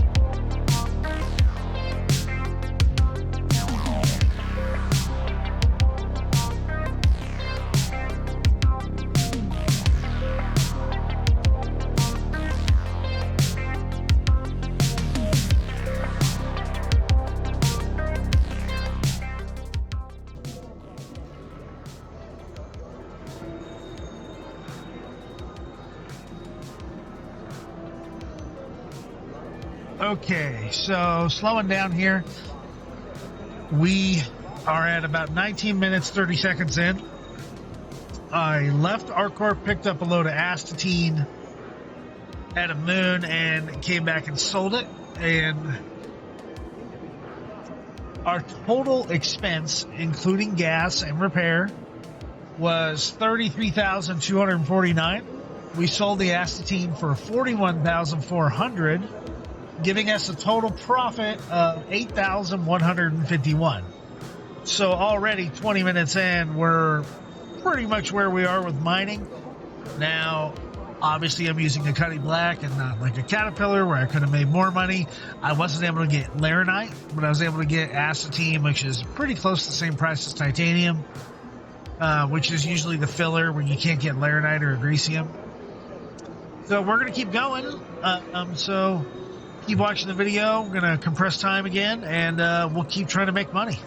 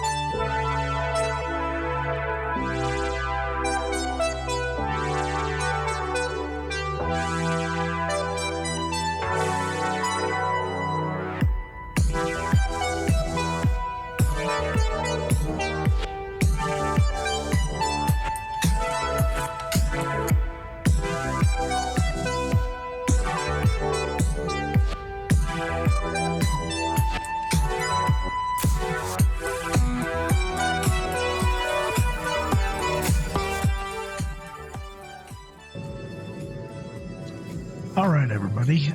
We are now at about 50 minutes in. We don't have time to do another mining run, go all the way out, come all the way back to ArcCorp. So this is going to be the final run here. We were able to get 2 runs in, one with average materials, full astatine run. This run, we were actually able to get 33 SCU of agresium and about 14 SCU of titanium to round out the Cutlass Black. The total that we paid to buy these minerals, the total investment here was $73,889 for the agresium, which is quite a bit, and the titanium was $94.15, giving us an all-in investment to fill up the Cutlass with $83,304. Maybe you don't have that kind of money. I don't know. There was a point in time where I definitely didn't. But going back to Area 18 and selling this stuff on the planet, I believe all the planets have the same sell rate as of right now. We were able to sell the agresium for $90,000, the titanium for $11,000, and we made a total sale of $101,836. So now let's look at profit. When we subtract out the repairs and the gas costs, we're still at $101,343. But when we take out the investment that we put in it, we made a profit of 18,039 alpha UEC, which is significantly more than the total profit of the first run, which was just astatine of 8,151. So, I mean, basically 10,000 more credits for being able to get a more valuable mineral. What I think is really important here to think about is, yes, if I had a Caterpillar, I could put more stuff in it, right? And I could sell more. However, that spot I hit on Lyria, it only had 33 SCU of agresium. That was it. Even if I had a Caterpillar, I could only put 33 in there. I could have possibly filled it up more with different minerals like titanium and other things and still made quite a bit more profit. Probably with a Caterpillar, I'd probably look at making somewhere in the neighborhood of 60,000-ish profit. But not everybody can afford a $300 ship. In real money, in the game, it costs them, I think, $4.5 million. And maybe that's a goal you're going to aspire to. So, while we're still here at ArcCorp, while we're rounding out and finishing this off with our cargo hauling, making money mission here, we had 18,039 total profit on this run, plus 81.51 on the last one, giving us a overall profit per hour of 26,190. I think that is actually pretty accurate and pretty average. I think Cutty Black, you're averaging somewhere around 25,000 to 30,000 an hour with hauling minerals around. And considering 30Ks, considering the investment price you have to pay, it could be risky, right? So that's why I limited myself to just the moons of ArcCorp, because I was in the ArcCorp system. If I was in Hurston, I would be going to the Hurston moons, Microtech the Microtech moons. If PO worked, I'd go around the Crusader moons. I think that's important because it limits your time that you have to spend to get back to the planet to trade, which overall, just lowers the risk. If you're going from PO to ArcCorp or Hurston or Microtech, you're talking about 4 or 5 extra minutes, and maybe that's a 30K. Who knows? It's happened to me many, many times. I've lost millions of credits to 30Ks. But right now in Alpha, it's part of the game. None of this is real. But it is fun to make money. So this is more lucrative than dogfighting. Almost 10,000 more per hour more lucrative, but requires more risk. Dogfighting is still much more lucrative than mining and refining. But also, dogfighting presents another risk with blowing up and getting killed. And once Death of a Spaceman is in, who knows? You might actually permanently die. I don't know. And then compared to mining and refining, which is just such a slow process, super cool but slow, this is way more lucrative, almost 3 times as much, almost. So in the next segment, we're going to do box missions, which currently right now, let me go ahead and bring up the Moby Glass. Currently right now, even on the mission tracker, when we look at deliveries, there's still 8,000 UEC, but they are in the system. So, it's flying around in the system. I am going to use the Cuddy Black again. If we have some personal missions that we could take, that involves box delivery, we're going to take it. There's a supply re-up, right? Hey, that's 6,000 plus. Right now it's Christmas, so there's Luminalia. But hey, I'll do that too. I don't care. Let's see how much money we can make in 312. The maintenance missions usually don't pay much at all. And obviously we're not going to be doing mercenary missions over here. So when we come back, we'll do some different missions. Maybe we'll take 2 missions at once. We'll do the supply re-up and the Luminalia, and then maybe we'll even just take a regular old box mission. See what we can do. We do risk 30Ks on this, but we don't spend any money to do this mission. So until next time, and with the magic of video editing, I'll see you soon.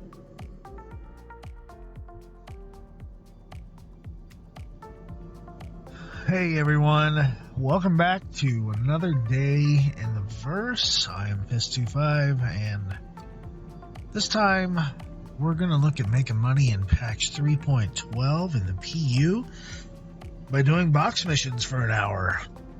So, I'm over here at Port Tressler, next to the planet Microtech, and we have just got the Cutlass Black out. We are gassed up. We are ready to go. So let's go ahead and find out what kind of missions we have.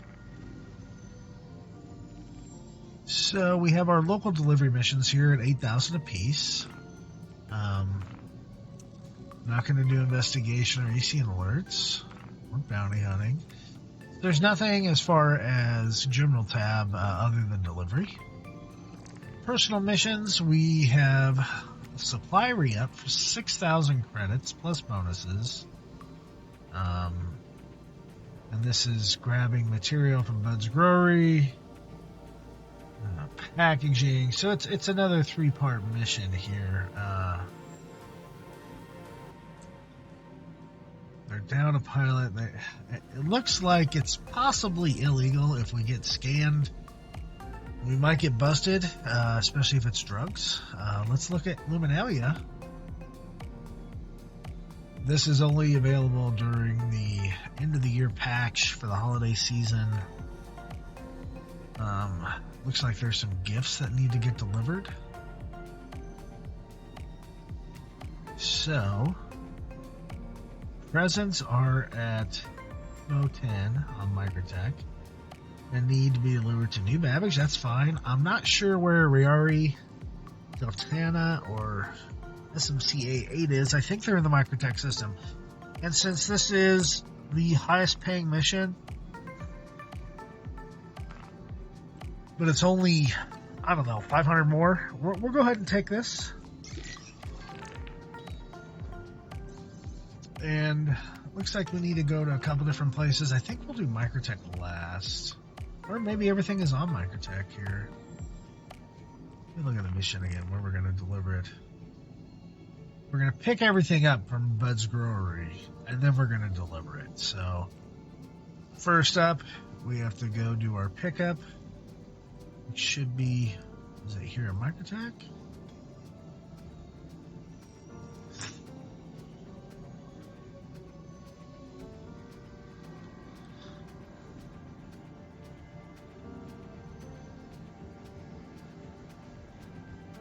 Pickup gift. Okay, let me look at the contract again. One more time here. Sorry. We are going to grab some presents from Smo22 and then deliver them. So we got to go pick them up first. So let's go ahead and go back to the map. Sorry, it's early in the morning. I'm tired. We already got our point, and so let's take off.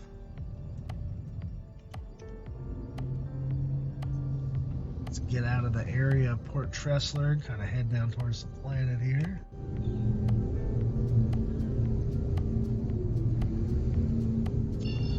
And it looks like it's on the other side of the planet, but that's okay.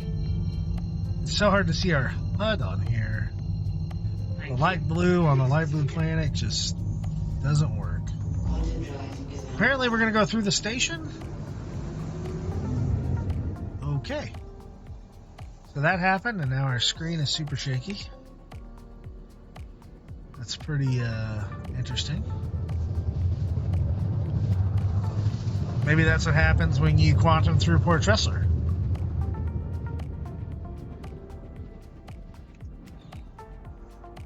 Okay, so we're coming up to, I think it's Shubin Mining Outpost 22 on Planet Microtech. Is now off.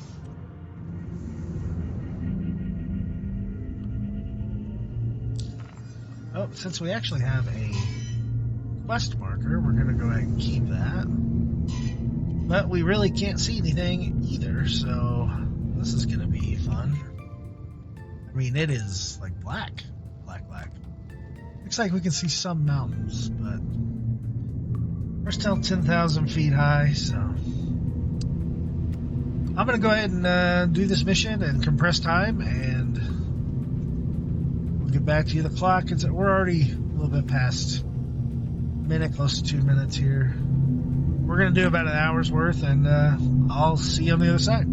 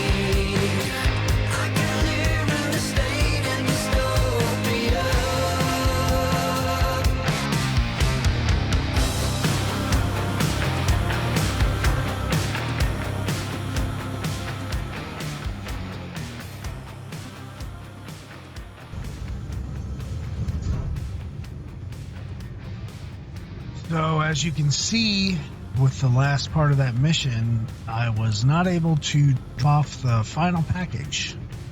We've wasted almost 40 minutes, and just at the end, in this game we all play, it's once again bugged. This is supposed to be a special thing for 312, and I can't deliver the package, and I can't get fuel. And I know I've spent at least 25% of my fuel getting around here, so I may give this a little extra time to counter the bug, and just do regular delivery missions here, but not a good start for patch 3.12. Maybe it's the server. I don't know. There was no other place to deliver that package except here.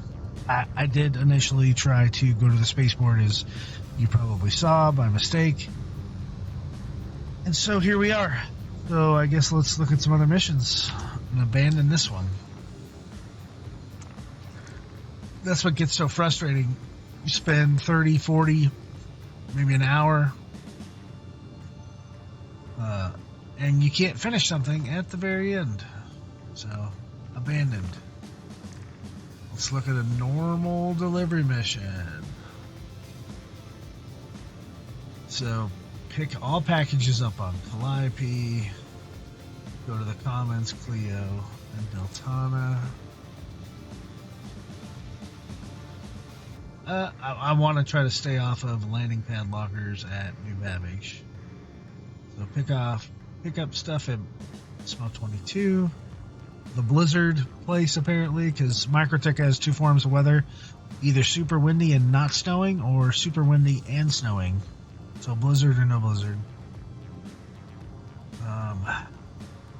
Drop off at New Babbage Plaza. That's going inside for quite a bit. An emergency shelter and Mike L1. Not bad. It still only pays 8,000. And for me to go to Mike L1, it's not far, but it is extra time. Let's see what else we got. Pick up three packages. One at a locker, one at Calliope, one on Microtech, and go to another place on Microtech. Again, same kind of mission. Pick two up on Microtech.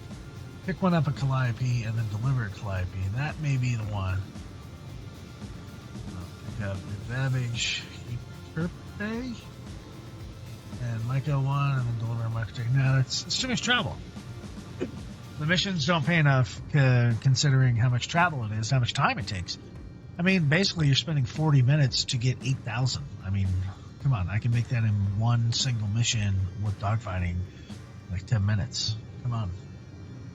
We used to have those long missions where you could take stuff from like Port Olisar over to Microtech and take like 5 or 6 of them and make 60,000 in an hour, and that was fantastic. That was actually really good money, and it was something a new player could do, and build up their money pool and be able to buy a Caterpillar or something in the future. But those missions have been gone this is the third patch they've been gone. They went away in basically 310, I think, maybe 311. But they're gone. They're gone for at least probably until we have something like Pyro. Although I don't see why they couldn't just bring them back. The mission structures are already there. So we're going to try to pick up this stuff on Microtech, and then we're going to head over to Calliope and pick up the last package, and then we're going to deliver them all on Calliope again. All for 8,000 credits. So I'm going to go ahead and refund about 30 minutes of time. We'll see here. Really, you can only do one of these delivery missions in an hour and be able to do it. Now, you could do 2 of them in about an hour and a half. So maybe money-wise, we'll just double whatever this one is. The cost-wise, I'm thinking it's going to be around 15,000 in profit. And we'll go from there.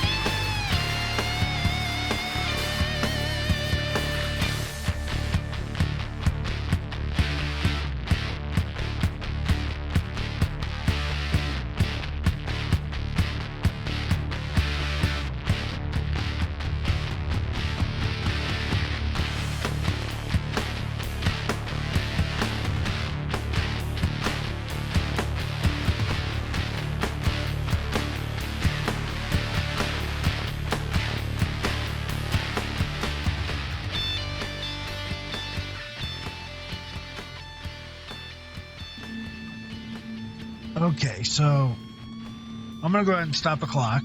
We're at 1 hour and 13 minutes, almost 14 minutes. And I think that's fair. 2 box missions, just under hour and 15 minutes, hour and a half. It really depends on the mission you take.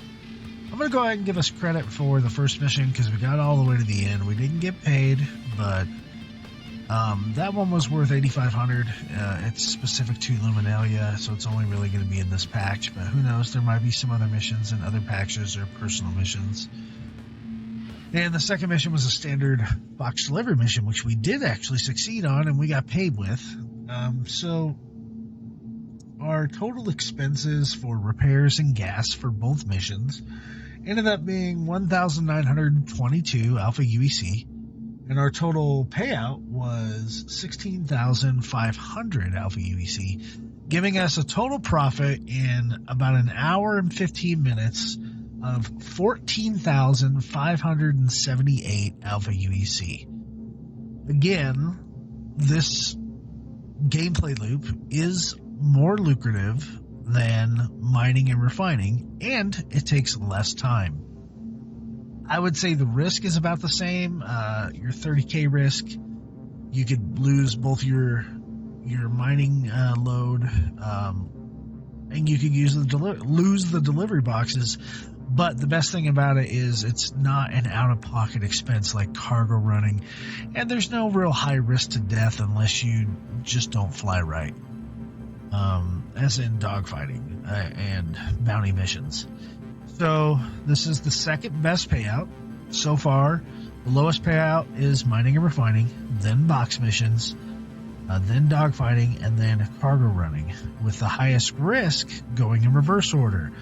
Highest risk for loss, permanent loss, 30k or crashing, is cargo running. Second highest risk to getting blown up, and as far as time wise goes, it's the dogfighting missions, and then this mission and mining are about the same amount of risk. So we're done with this gameplay loop. I talked to my friend Jawa Sparky, who likes to do hand mining. He loves doing cave missions. I don't. I'm going to see if I can get a hold of some footage from him, and we may hit some highlights at the end of this video. But if not, I already have the numbers from him, and considering that there's some expenses to hand mining, one, you gotta basically take the mission for an investigation to go to a cave. 2, you need to have a multi-tool, and you need to buy the ore cutter attachment, and there is some risk if you overheat the rock that you're trying to mine in the cave. It could blow up, kill you, mess you up. The problem with hand mining isn't that it has inherent risk or anything like that. The problem with it is getting stuck in a cave. If anybody's ever done a cave mission, guaranteed at some point you're going to get stuck inside that cave. And maybe it's inside of a rock or something like that. And most of the time you can get out by jumping or moving around or shooting a gun or something like that to force your animation out of the rock that you're stuck in. So caves have a long way to go as far as physics and collision, but it is a viable method of earning money. You can put it in your backpack. That brings up another question. You have to have the right mining outfit, whether it be the rucksack where you can hold a bunch of minerals, or whether it be the Novikov or the Pembroke armor, which cost about 10,000 a piece. Pembroke being for hot weather, Novikov being for cold weather. That's added expense. I think the MacFlex rucksack core is roughly 4,000 to 5,000 UEC just to get into, and that's basically a mining outfit. So there's some added expense at the beginning. You'll easily make that up. I think his numbers ended up being roughly about between 7,000 and 10,000 an hour, depending on what rocks he hits inside the caves. So it's roughly on par with actual mining with a prospector right now.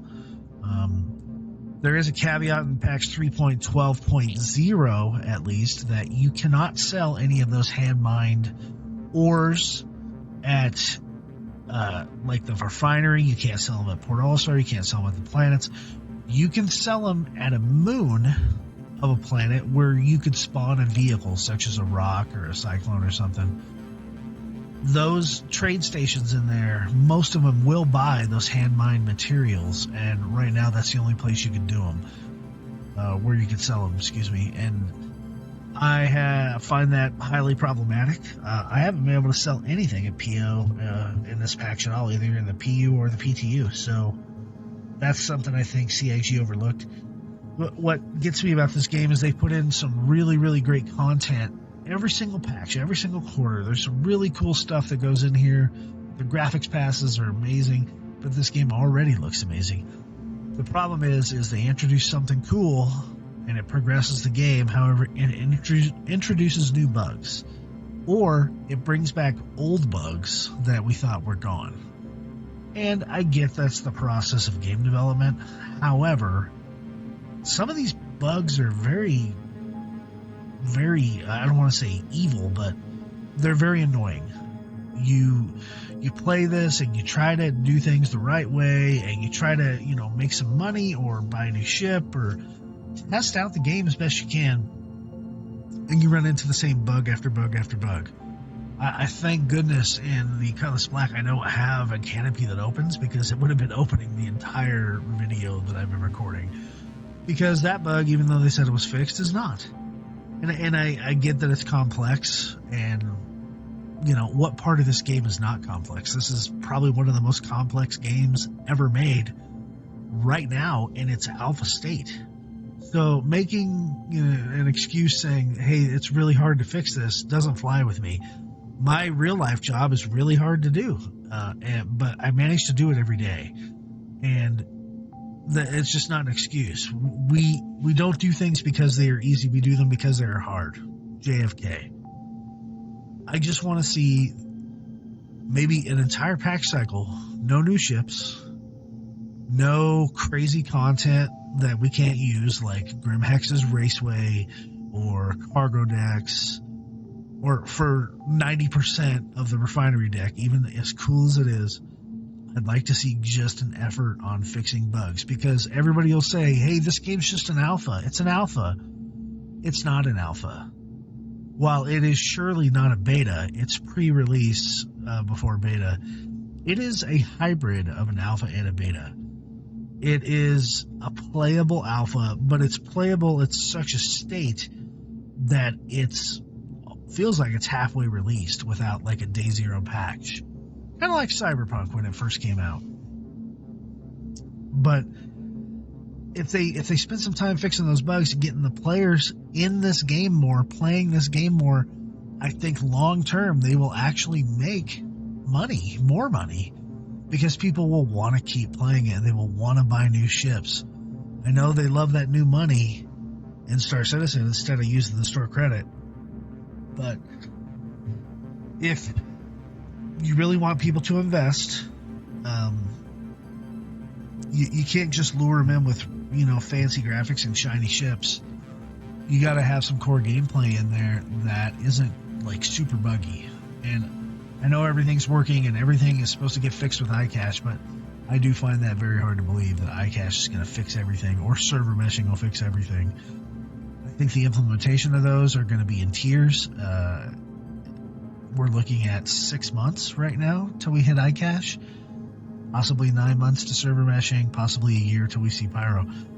And that's a long time for people to wait, considering it was supposed to come out last year. So I'm trying to be patient, and I know CIG has to make money, and the developers have to feed their kids, and this is a very complex game.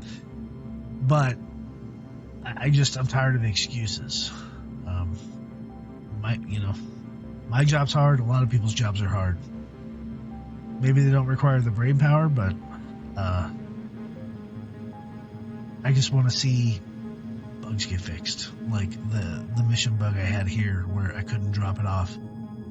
Why? I don't know why. Why wasn't that station that I was just at half an hour ago not spawned back in when I flew over there. I know it was only a 30-45 second wait for the station to spawn in, but it detaches me from the immersiveness. It detaches me from the realism that this game normally provides on a very high level.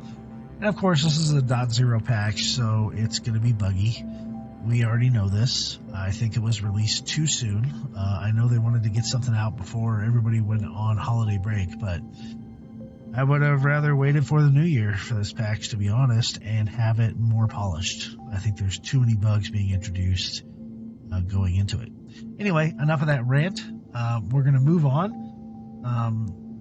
I think I'm actually going to do some rock mining next, so we'll see you on the next video. All right, good morning, Stanton. This is Fist25, and we're here at Everest Harbor, where we had a little bit of a tizzy last night at the bar, and a little bit hungover this morning once again. But we need to make some money today, and we're going to use the ROC, the rock vehicle inside the Cutlass Black, to go do a little bit of mining. And so without further ado, let's head on over to the ship. I've already called it. I am going to go ahead and start our timer. We're going to see how much money we can make in 1 hour doing this. And ooh, that sun is bright. Ooh. We're in the Hurston system, so keep that in mind. But this Cutlass Black and the ROC will both be completely stock. And I think we're going to go to Magda today. We're going to go pick up our rock and then go find some actual rocks to go mining.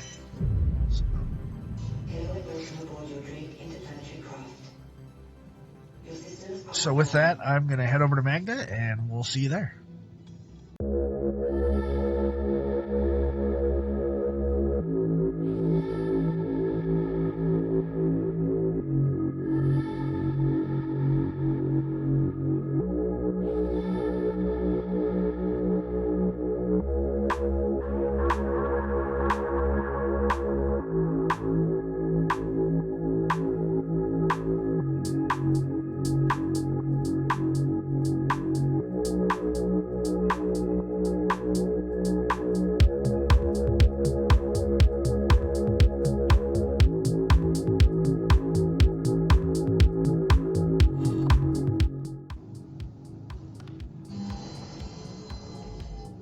So we got our rock loaded up. We're at about 8 minutes here, and we're going to go look for little tiny gemstones that we can crack with this rock, and we'll be back with you when I get a full load. See you then.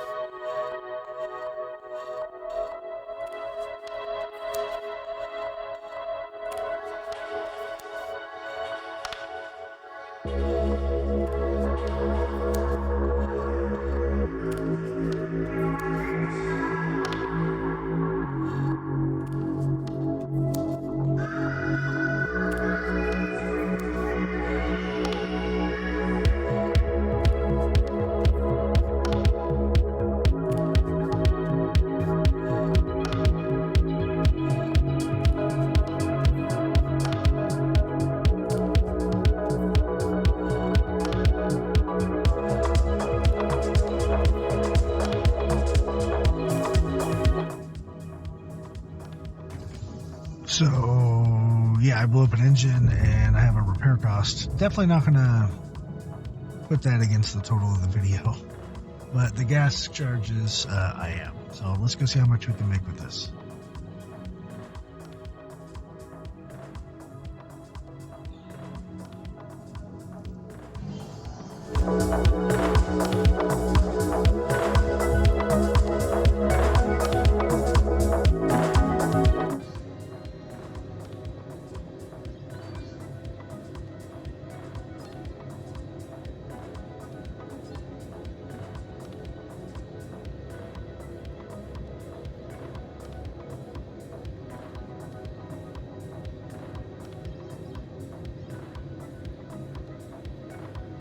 Okay, so apparently you cannot sell Dolovine at the moon stations, or at least not this one.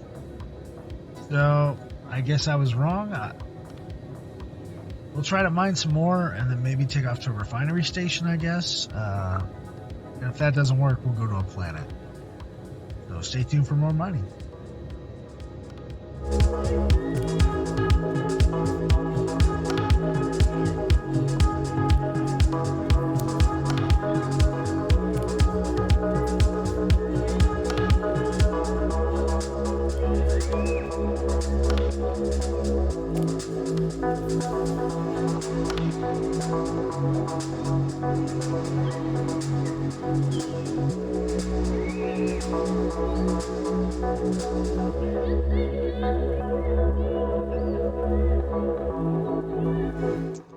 Well, as you can see, my door is broken on my Cutlass Black, which I would like to say doesn't happen very often, but it happens constantly.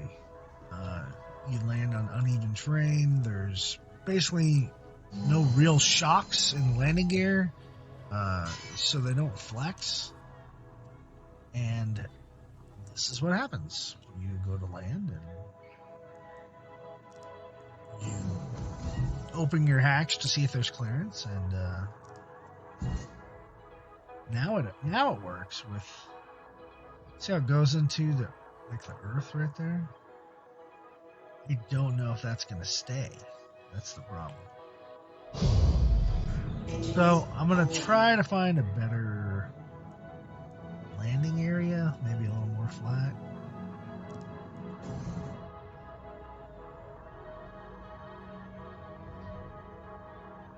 We'll go from there.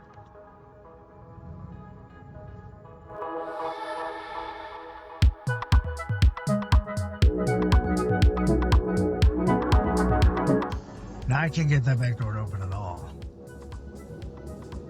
We're 35 minutes in. We've done one rock. Or I guess 4 rocks. But... Alright, so we're kind of SOL on this one. I'm going to try to go back to Perlman and repair and see if that helps.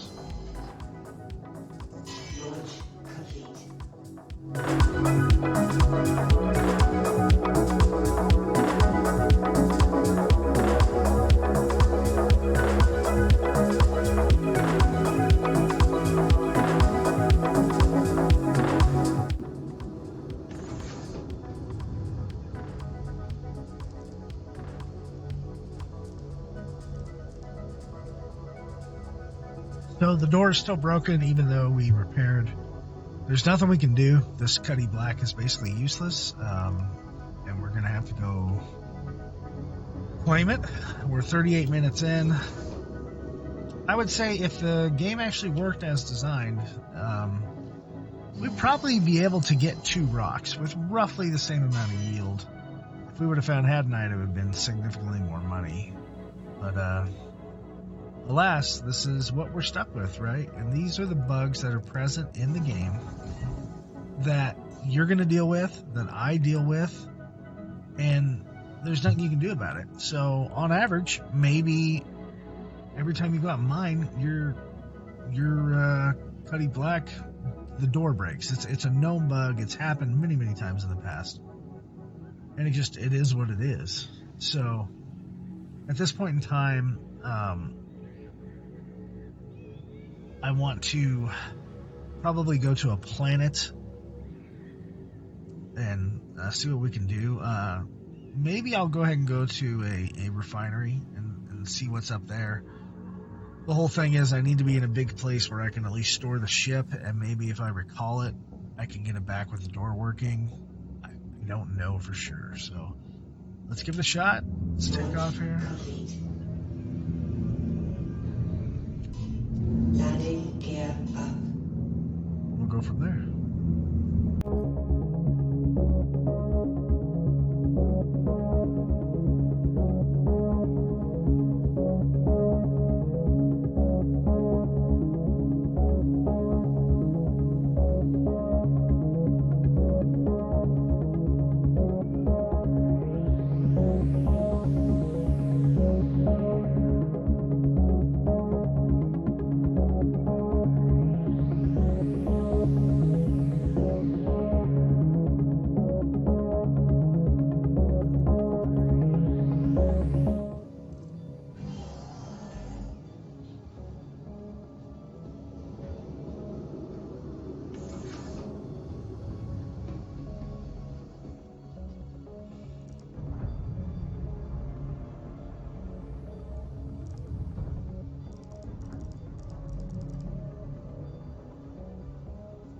See, we thought the door was working,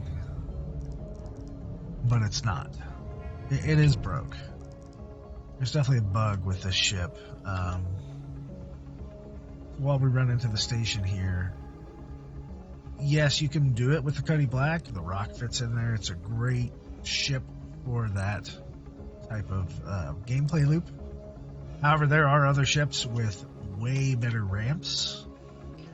I don't really like ships with elevators right now because they just the way the physics and gravity and all that's set up on the elevators, the vehicles tend to fall out, which is kind of a huge issue. But things that have a nice ramp would be the Anvil Valkyrie. The Mercury Star Runner has a really nice ramp. The Anvil Carrack has a nice ramp. That's a big ship and a lot of fuel to be taken around just a single rock. But maybe you have 3 or 4 guys doing the rock, and you work it like that. I believe the Starfarer, the Gemini Starfarer, have nice ramps. So there are some ships out there that you can definitely take besides the Cutlass Black to go mine. I think it also may fit inside the Cutlass Red, maybe the Cutlass Blue, probably the Cutlass Red. And you can also mine that way.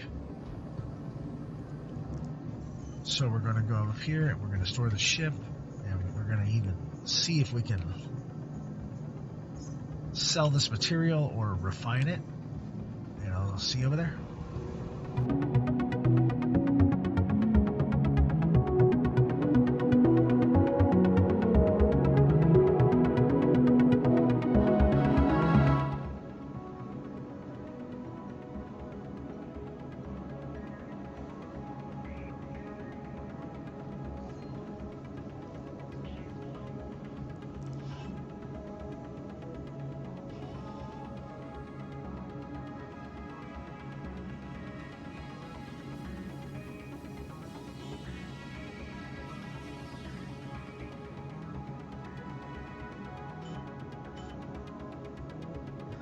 Okay, so as we were finding out, these refinery stations are just for the mole and the prospector bringing in mining materials. It is not for the rock. I wasn't able to sell at the HDMS Pearlman over on Magda.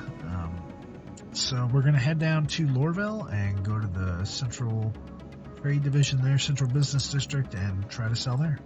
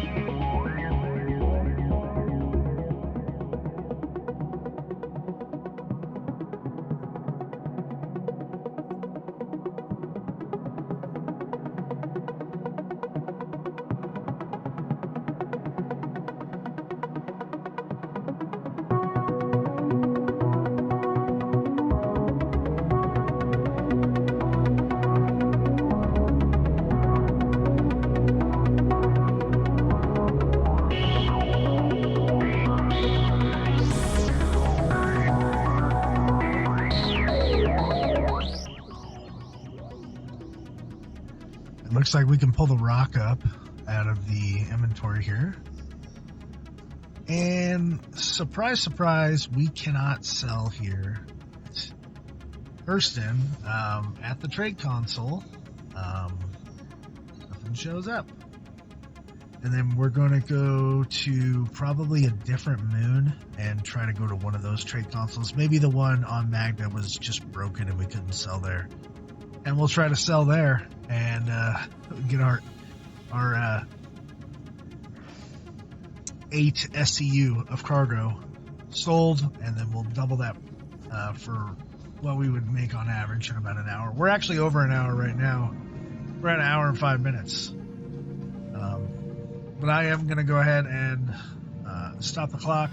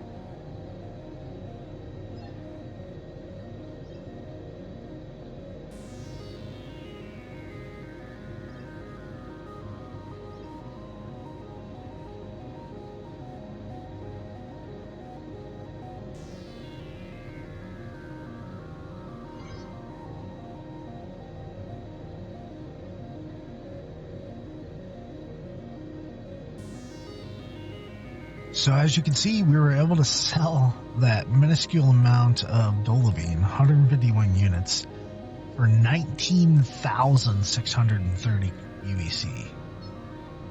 That's an incredible amount for just, seriously, it took us maybe all of 15 minutes to get out there and collect it. Now, we had the fun of Star Citizen when trying to go get some more and then figure out where we're going to sell it, and it appears the trade console over at Magda was not working, but the one here at Bezdek on the moon of Ariel is working. So let's look at some numbers here. I definitely think we're at an hour and 17 minutes right now. Let me stop the clock. I think that we definitely could have made it a minimum of 2 runs to get UEC, and we possibly could have even pushed in a 3rd run if we were able to find gyms real quick and be able and not have the fiasco of trying to sell them at different places and going to planets and refineries and all that stuff. I think we could have made 3 runs in an hour. So I think maybe it would have pushed in over an hour. It would have probably been like what we're at now, about an hour and 20 minutes or so. But 2 runs in an hour, I think, is definitely feasible. You're not even going to fill up your rock by that time. You're probably going to be half full or less. But let's look at the cost breakdown here. Like I told you, I would double the price of what I sold the Dolivine for here.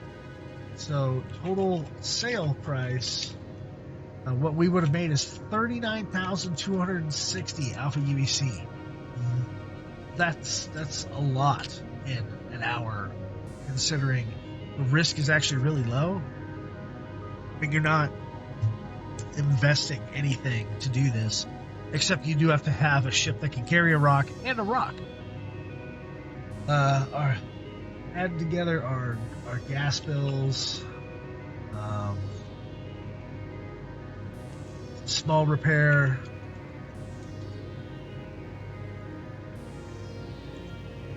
we're looking at about 532 credits for gas and repairs over the course of this, giving us a really fantastic total profit of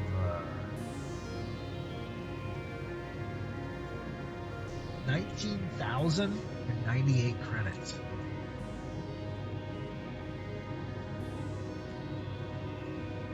So that's, was that more than cargo running? That's a really good question. And I think we should ask that. Let me pull up my cargo running statistics. So cargo running, where we actually had to spend money to make money, profit per hour was 26,190. It is definitely the most lucrative way to make money in the game, but it also carries the most risk. Rock mining so far has just beaten out dogfighting and about 2,000 more alpha UEC per hour at 19,000. It's really good, and it's fun. I like mining with the rock has been so much better than what it was when it first came out, and the ground vehicle is more stable. It was much easier to bust open that rock than with the prospector and the stock laser that it came with.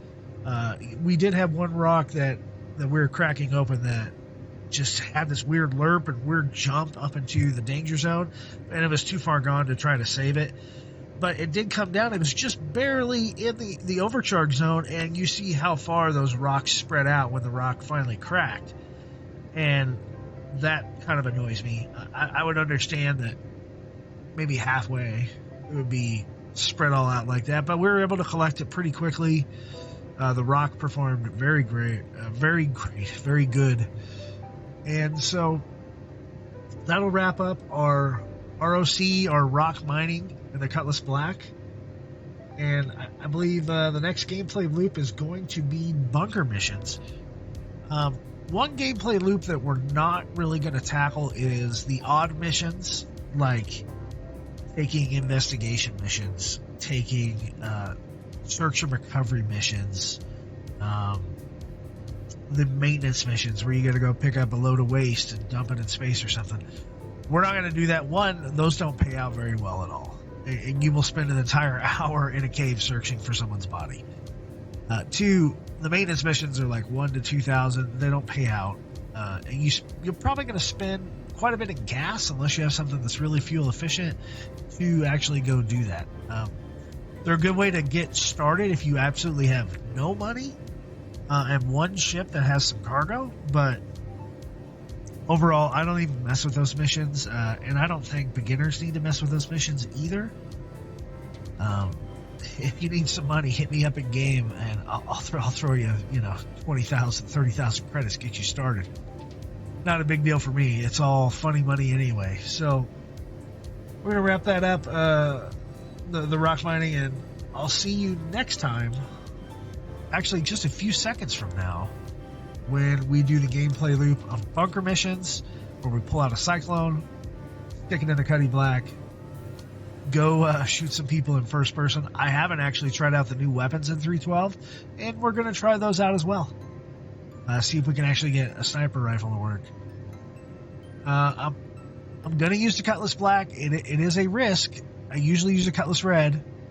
Because if I die, then I'm back at square one. So we're definitely going to probably meet up at Everest Harbor and pick up the Cuddy, take it to get a mission, go wherever it's at, pull a vehicle, and then go and actually go to do that mission. So without further ado, I will see you next time.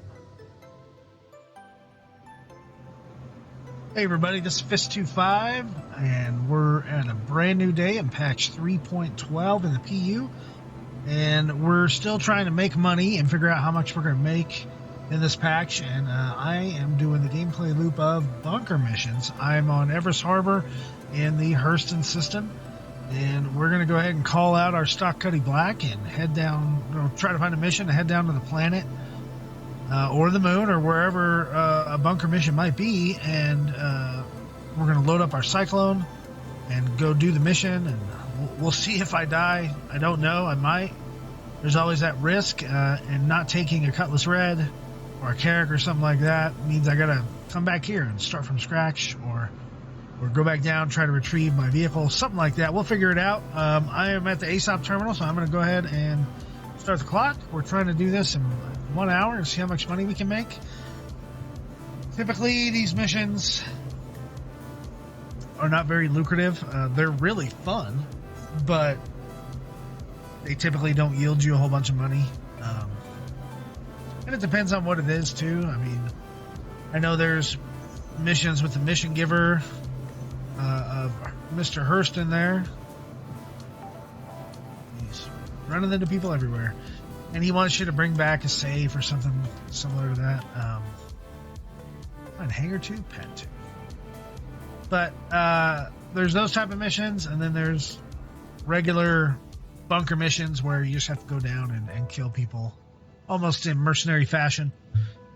They tweaked these missions last patch in 3.11 to give the turrets outside of those stations much more, well, I guess the turrets are bigger, so they're harder to kill. There's more shielding, stuff like that. These missions really are meant to be a two-player, if not more.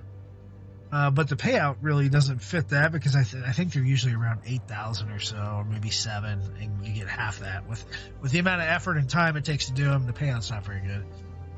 But everybody likes FPS, right? That's why we're playing a space game. But anyway, enough of that. Trying not to rant or anything like that, but we're going to see how much money we can make. I'm thinking we can get through 1, maybe 2 of these missions. Who knows what bugs we're going to run into, or, with the rock mission, I had interesting stuff happen with the ship. I couldn't open the back door. It's a known bug on the Cuddy Black, but it is still in my opinion, a premium starter ship. It goes for a little over $100 now. And with that, we're going to find a mission. We're going to go get the Cyclone, and I'll see you when we start to head in country to take out these bad guys.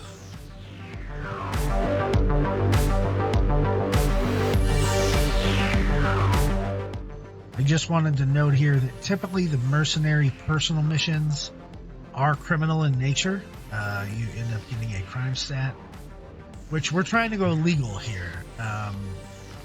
We're not trying to get a crime stat. When you see the mission givers or the dusters, the nine tails, this pays a lot, 19,500. Talking about a comm array. That's basically taking down a comm array, and then that actually might be pretty good money for that. Not sure how much for crime stat you would get. A force for good. This is basically taking out Hurston security forces. That's crime stat mission. Yeah, these are all going to get you in trouble. This is the Constantine Hurston mission. This is a bunker mission, but it really actually doesn't pay very well. You have to go rescue a safe and bring it back and give it back to Mr. Hurston. It'd be nice if we could see what's in the safe. So we're going to go on our typical bunker mission here. It's under mercenary, and it's evict illegal occupants. And we're going to go from there. It pays 7,000 solo. That's not bad, but with 2 people, that's definitely not enough for the amount of work. So with that, we'll go pick up a Cyclone, and because we have to drive it in. The reason we have to drive in a Cyclone, like I mentioned earlier, was that everything is now tougher, especially those turrets. And you could actually use a ship with like torpedoes or something and strong shields to come in there and take them out. But I've done this before numerous times. They eventually will shred my Cutlass Black, and I will blow up. So taking them out from the air and just a Cuddy Black with one person, not impossible, but not probable, especially for me. I'm not a super great pilot. So I go get a vehicle, a ground vehicle, and typically they shoot higher than the ground vehicle travels.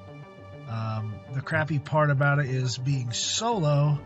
I have to park up next to something, and then I have to shoot it in a Cyclone by myself, and that kind of stinks. But it is what it is if you want to do a solo type of mission. And so we're gonna thought we were gonna go get. Yeah, we're gonna go get a ship and vehicle, and I'll see you in a little bit.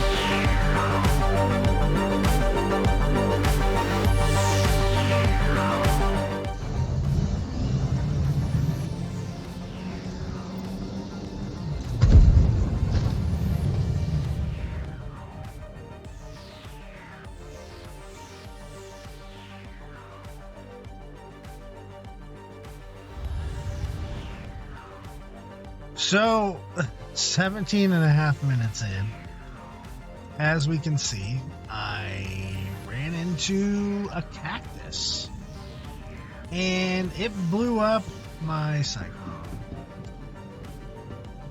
So, not super thrilled with that. This is the first time I've done a bunker mission in 3.12. I didn't get a chance to do it in the PTU because of life, and it wasn't in the PTU for very long.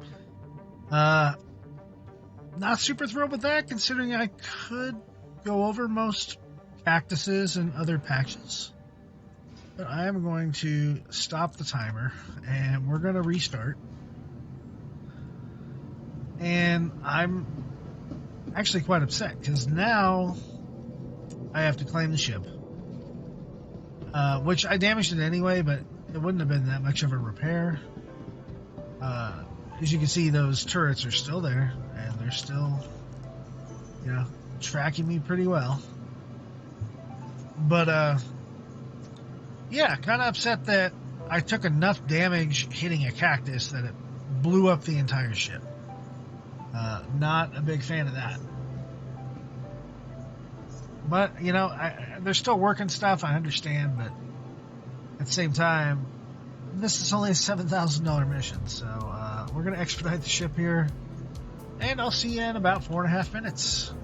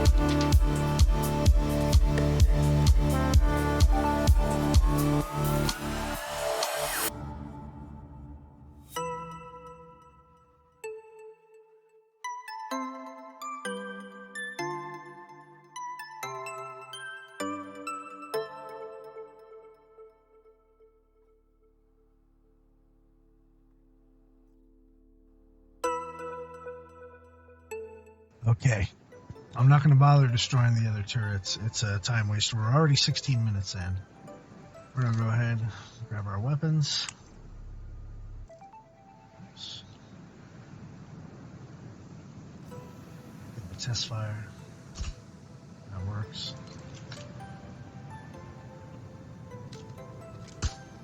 Alright. They both work. My current setup is suppressed. So we'll see what happens when we get down there. Sometimes they rush you, sometimes they don't. Who knows?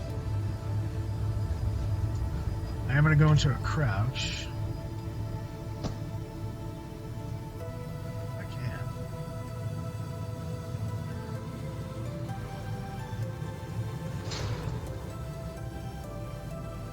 Just so we're as quiet as we can be. Let's see what's around this corner. There's definitely a guy right there. Alright, he's dead. Are there any other guys? Usually there's one more that walks around.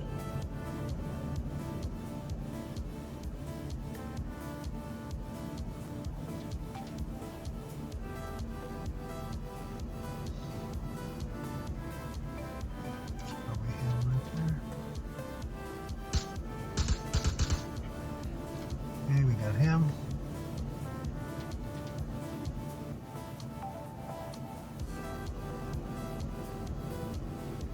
That's 2 down out of 8.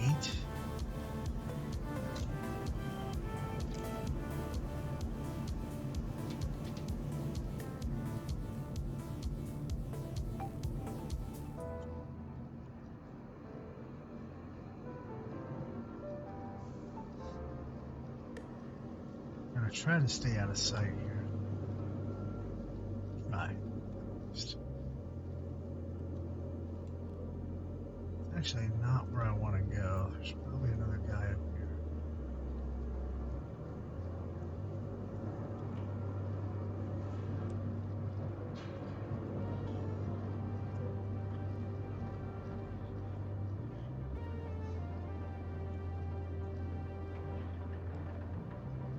Sometimes doing this alone can be a bit freaky.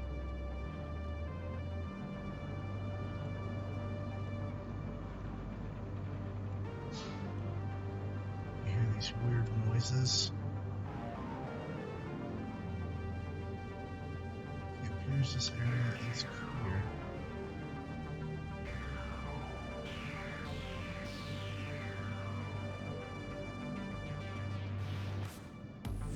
Take the opportunity to change out my ammo.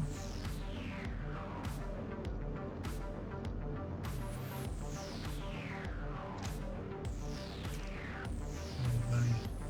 It doesn't take much for them to shoot at you and kill you either.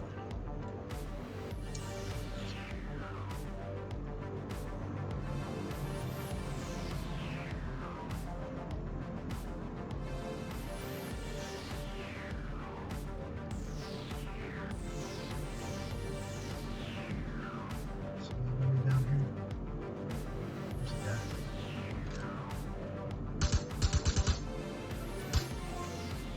Oh shit, they heard us.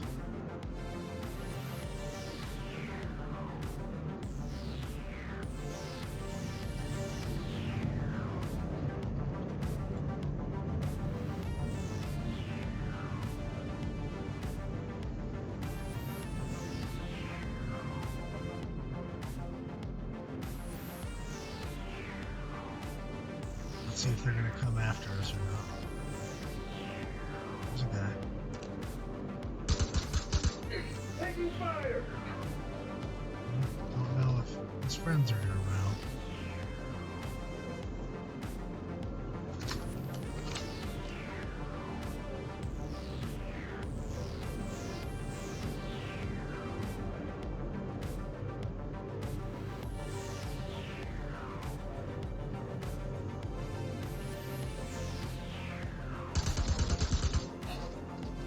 Alright.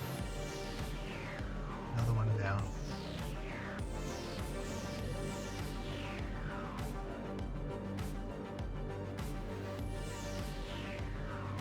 So halfway down. See the guys over there? There's usually a guy around. Yep, there's a guy right there. sneak up on him.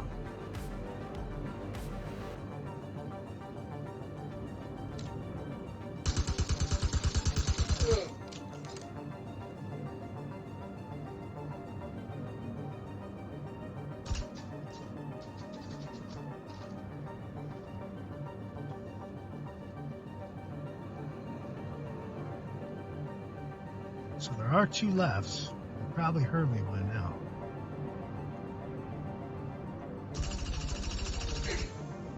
Okay, make that one.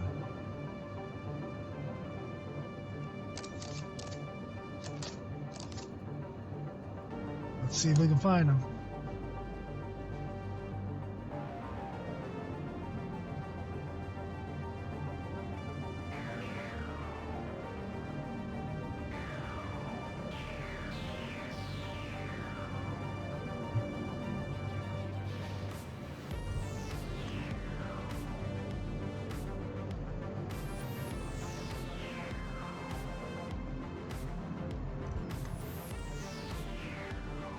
There he is.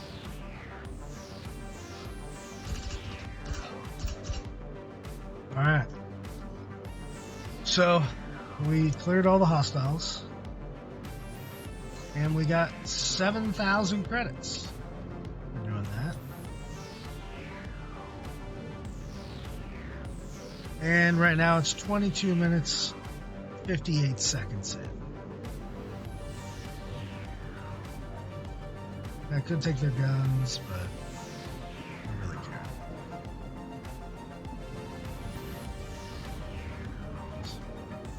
I totally took the wrong way.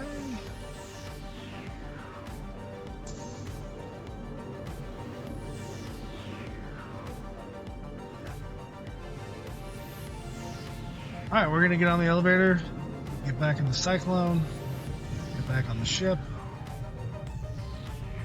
and we'll try to find another mission. At least get one more done, and I mean possibly two. We'll see. See you there.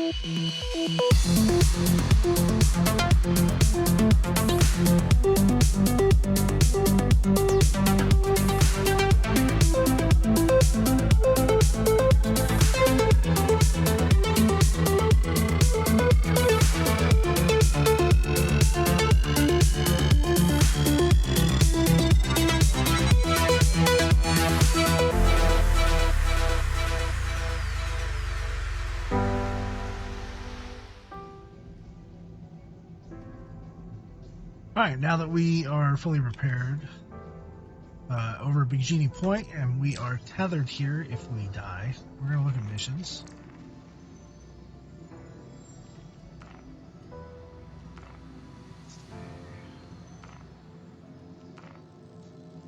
Oh, there's a mercenary mission, boarding action in progress. There is also a narcotics mission. It's 8,000 plus bonuses. I hate it because you have to shoot or stab all the narcotics. It actually takes forever. Boarding action in progress is 12,000 plus bonuses. It is an 890 jump mission. I've done it a number of times. It's not bad. There's actually a lot of bad guys. There's a very high chance I'm going to get killed, just because it's hard to tell where they are sometimes. But we're going to go ahead and take it. And we also got to do a little dogfighting when we get there. So there are two guys, or two ships that we do have to kill before we can actually board the 890 jump. So, over Walla, let's take off.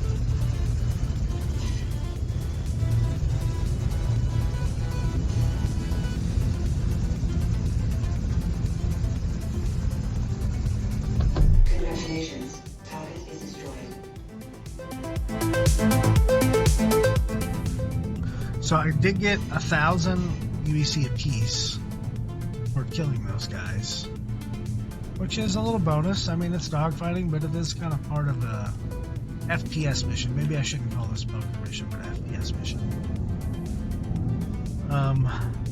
And the Cuddy Black, as I've shown, is more than capable of destroying fighters.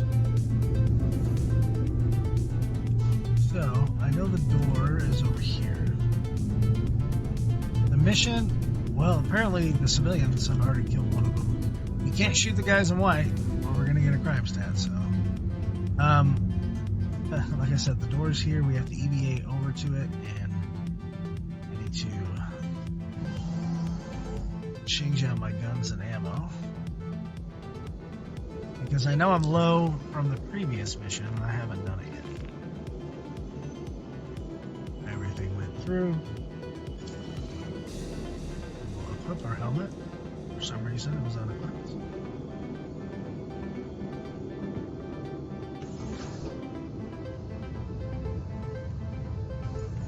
Alright, let's go do this and try not to get killed. In worst case, we come back out here and our Cuddy Black should still be here. We have to come back. So it's not the end of the world. Maybe we'll take different ship to get here, just in this instance. And hopefully I don't die just by falling into the ship. Yes, that has happened.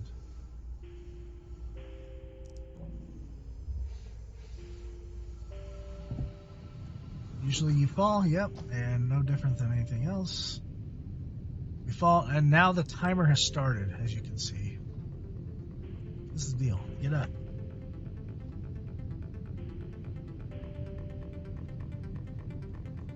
Get up.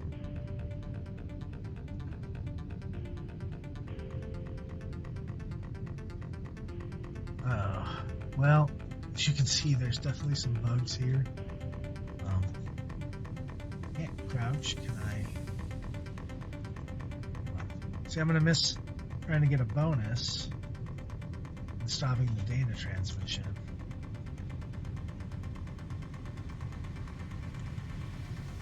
I can't pull a weapon. Maybe I can emote? I don't know.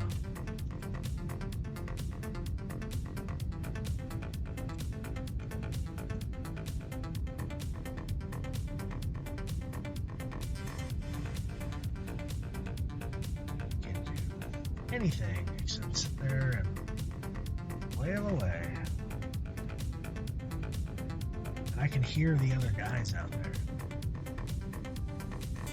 Alright, so we did go to Bikini Point. We're just gonna have to suicide. Looks like my leg was stuck in the ship somehow. And we're at 55 minutes and 30 seconds, so again, close to an hour. Bugs in the game. I'm not going to recall the Cutlass Black because my Cyclone is in it. But thankfully, we are at a station. We're going to miss the bonuses for halting the data transmission.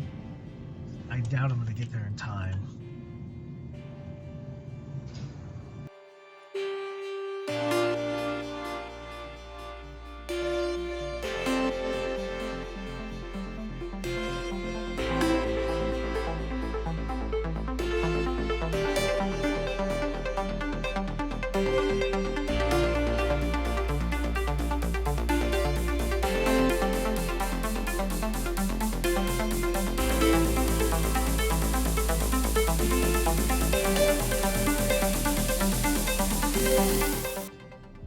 Let's hop out of this aircraft and see if we don't die getting back in this ship.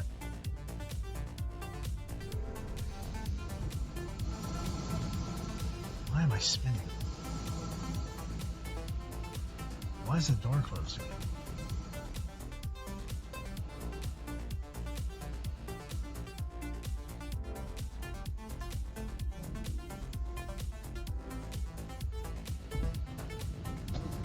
Okay, so I fell. This time I can get back up. Okay. Let's do this.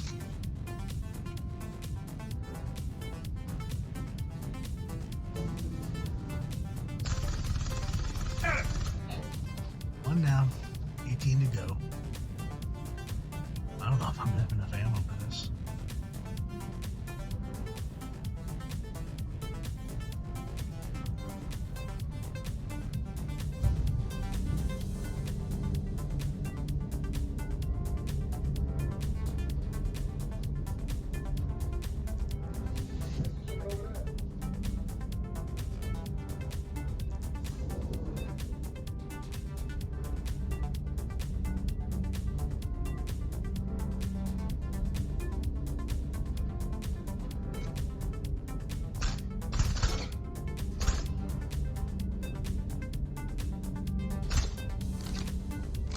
Nice, took him out.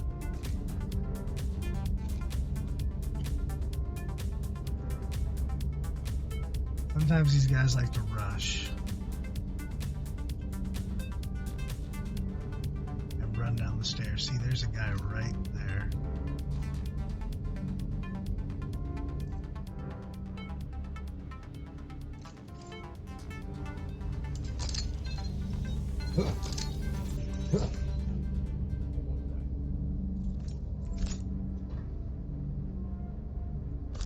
Okay, the grenade didn't even stick. So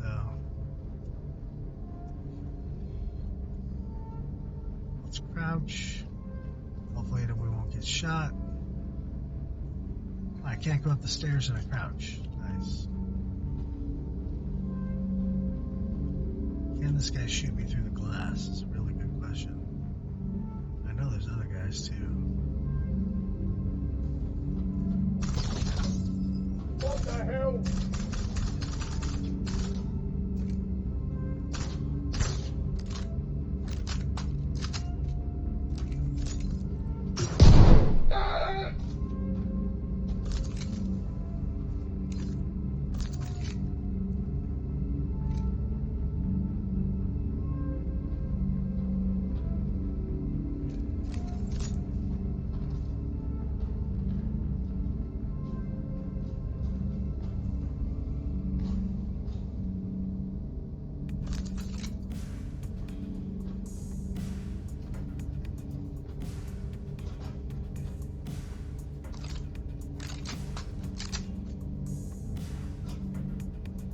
This guy really wants to kill me.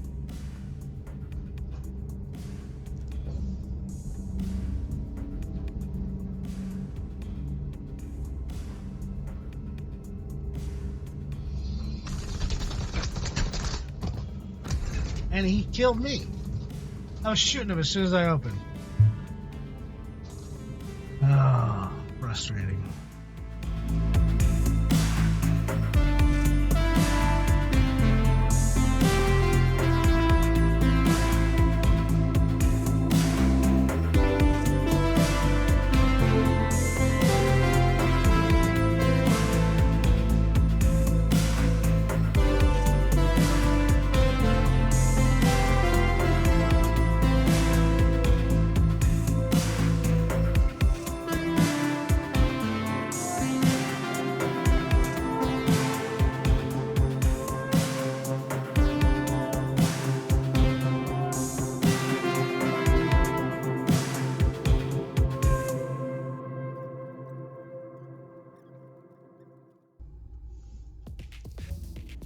So it appears to be just kind of going in with a little bit of speed.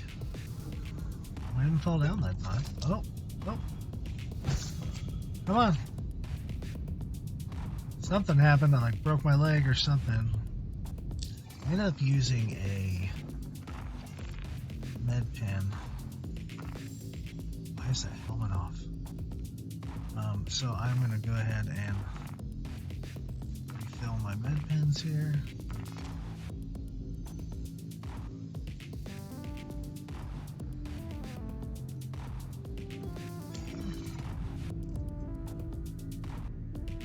It seems like when I hit F1 to go into my Moby, and maybe when I go into armor, it unequips my helmet.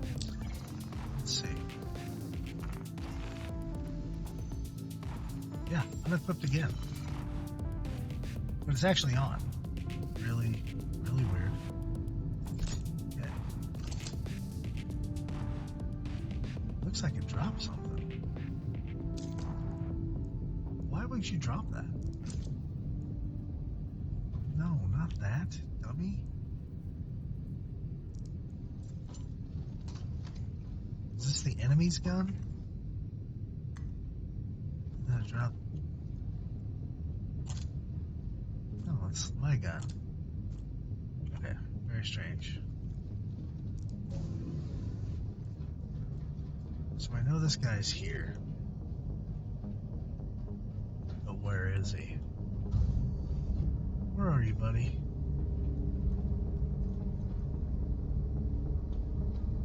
Where are you, fella?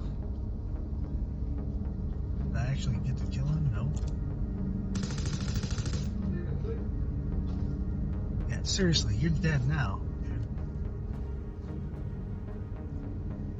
Is this guy dead? He ain't dead, he ain't happy.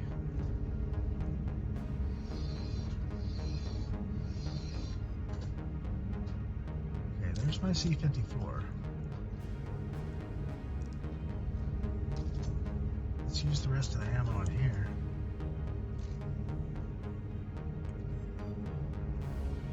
Let's stow this gun. See if there's any bad guys here. Normally there isn't any type of bad guys here. I don't see any. Okay. So we could, I tell you what, yeah, let's take the elevator. We're gonna go up to the foyer. And we're going to try to get, I know there's guys in there too. The hell?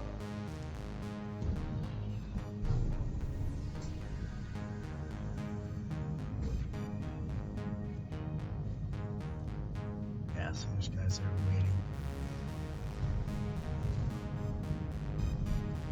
So many guys up here. No, appears we killed that one guy. See, I'm afraid the same thing's going to happen with this guy.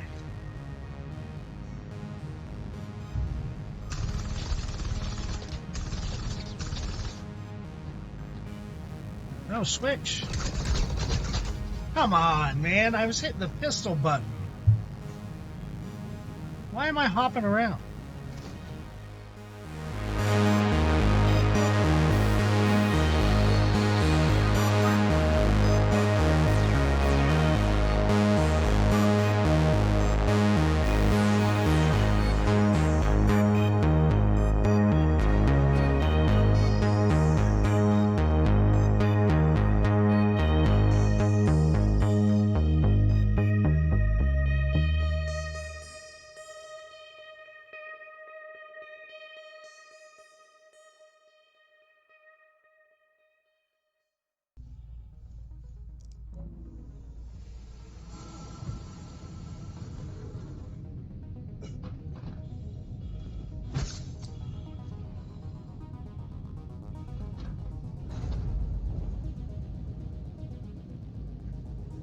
Okay, so I'm done with this mission. That's the second time I've died just coming in for no reason whatsoever. Just EVAing in. I used a med pen. Nothing is working. Either the server's bugged or I don't know. I mean, for 12 grand, I've been here 4 times. CIG, I don't need another new ship. I need you to fix these bugs. I need this station to spawn in its elevator. You know what I mean? It's ridiculous. So we're gonna pretend we actually finished this mission. Because with 2 other times I probably would have finished it. So we're gonna say we got 12,000 whole UEC.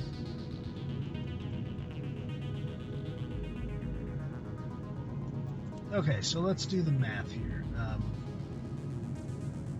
And let's be honest, we don't have a repair, rearm, refuel bill for the cutting black from the first time. So I'm going to go ahead and average that out to be roughly 400 UEC.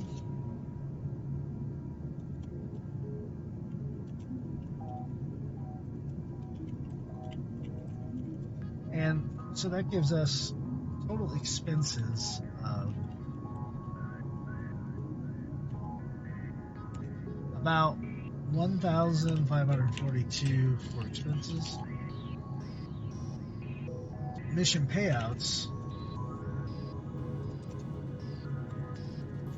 is actually 21,000, which gives us a difference of 19,458 profit. So doing these missions, if you do them like I'm doing here in about an hour's worth of time, we're actually still under an hour and a half. You can make right around maybe a little bit more than dogfighting missions.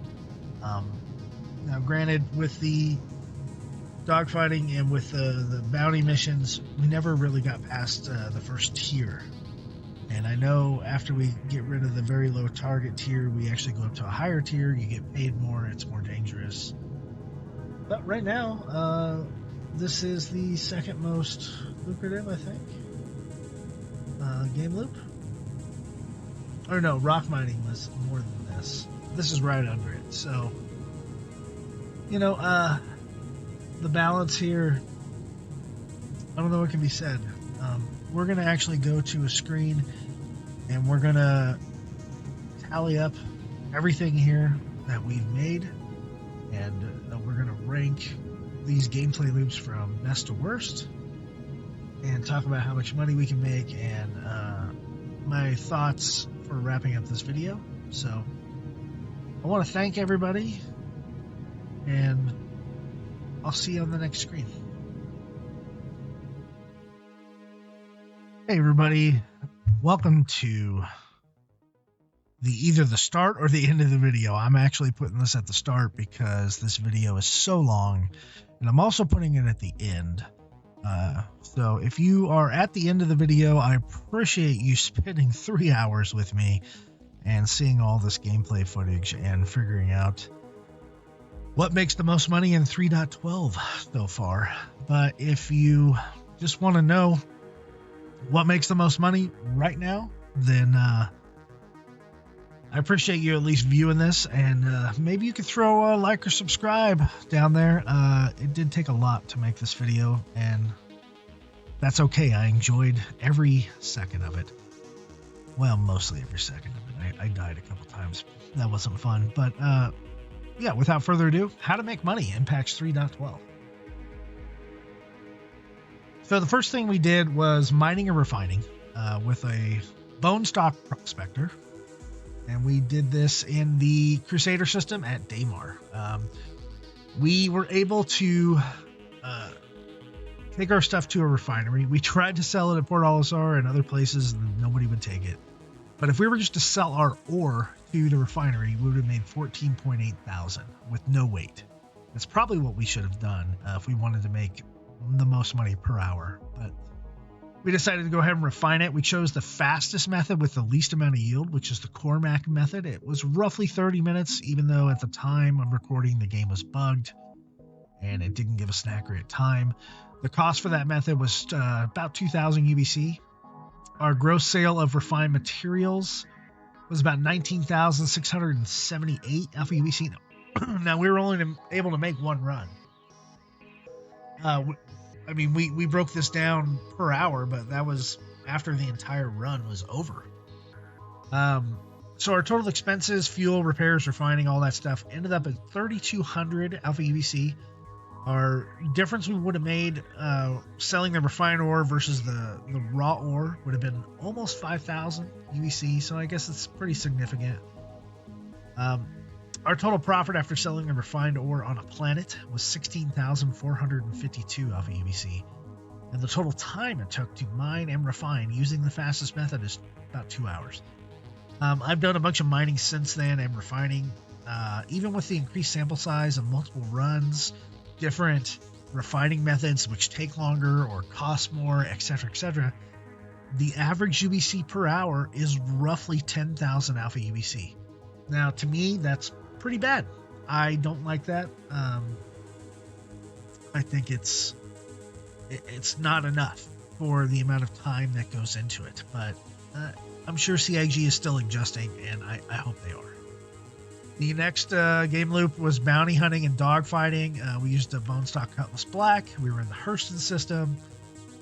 We did 4 missions that we completed in under an hour. I did have one death. I ran into an asteroid, which is kind of my own fault.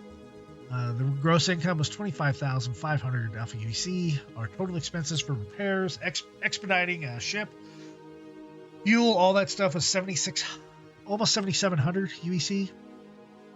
At the end of the day, we made 17,805 UBC per hour, which at the time of recording, that was pretty good, considering it's very action-packed.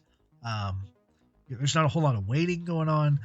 But since then, as of today, December 26th, 2020, these game loops have actually almost doubled in price. So what is 17.8 thousand?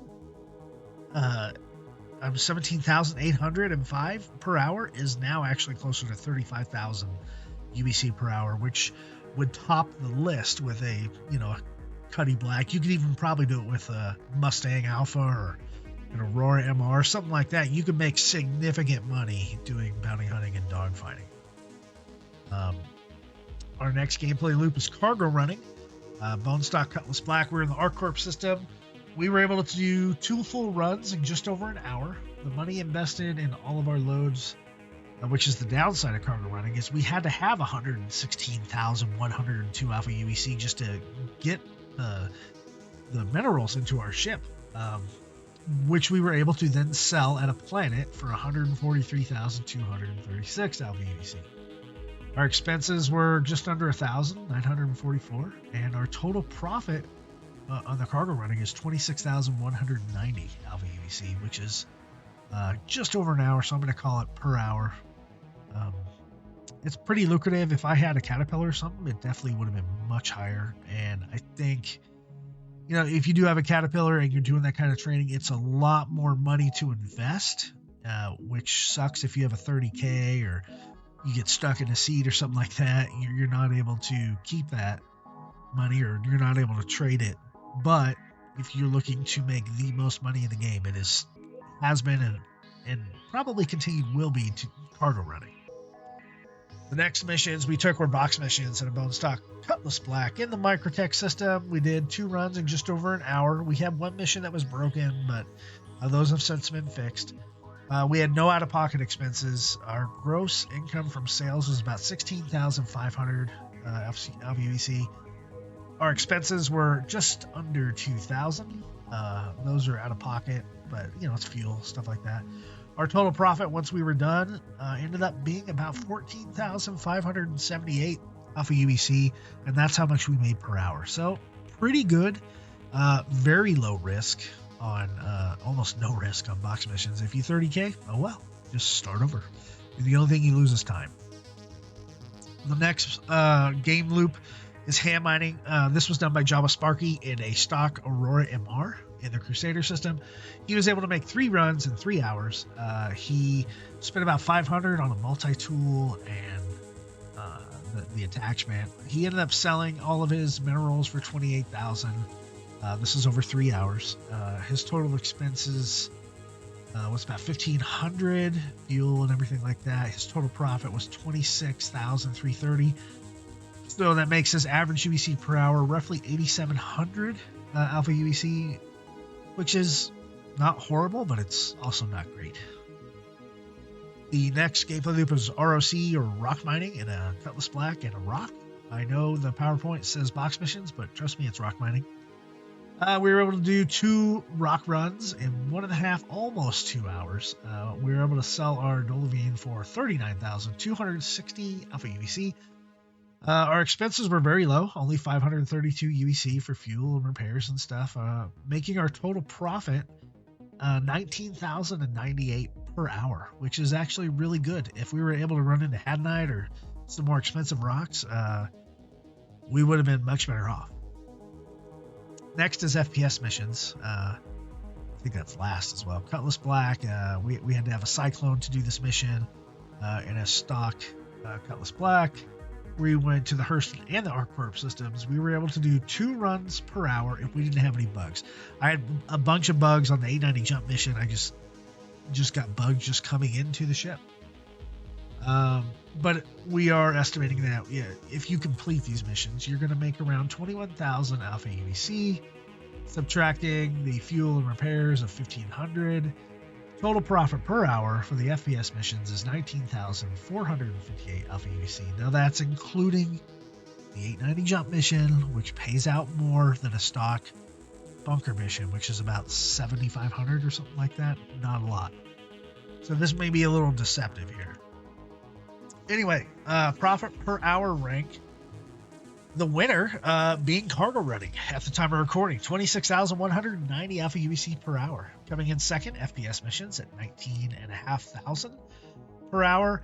Third, rock mining at 19,000 an hour. Fourth, bounty hunting and dogfighting at just under 18,000 alpha UEC per hour. Then box missions at 14,500. Then mining and refining at 10,000, and then last, hand mining at 8,700.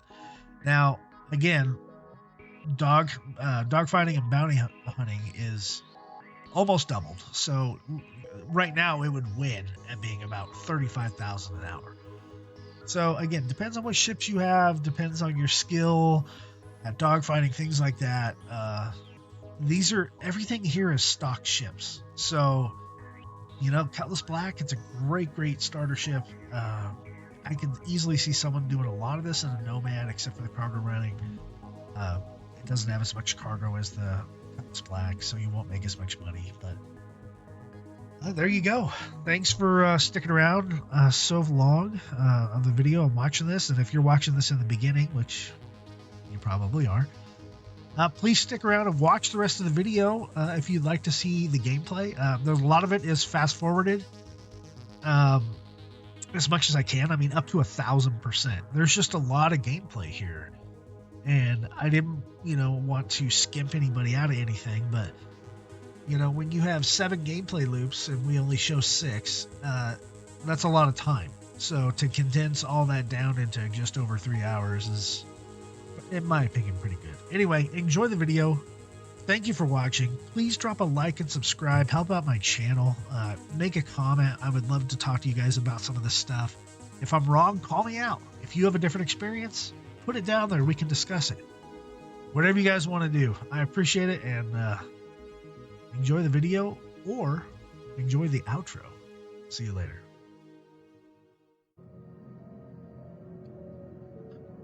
So as we sit here and we contemplate what is the best way to make money, I think the answer is clear. It's what it's always been: cargo running. I personally, my play style is more action based, a little bit dogfighting, but I can understand it.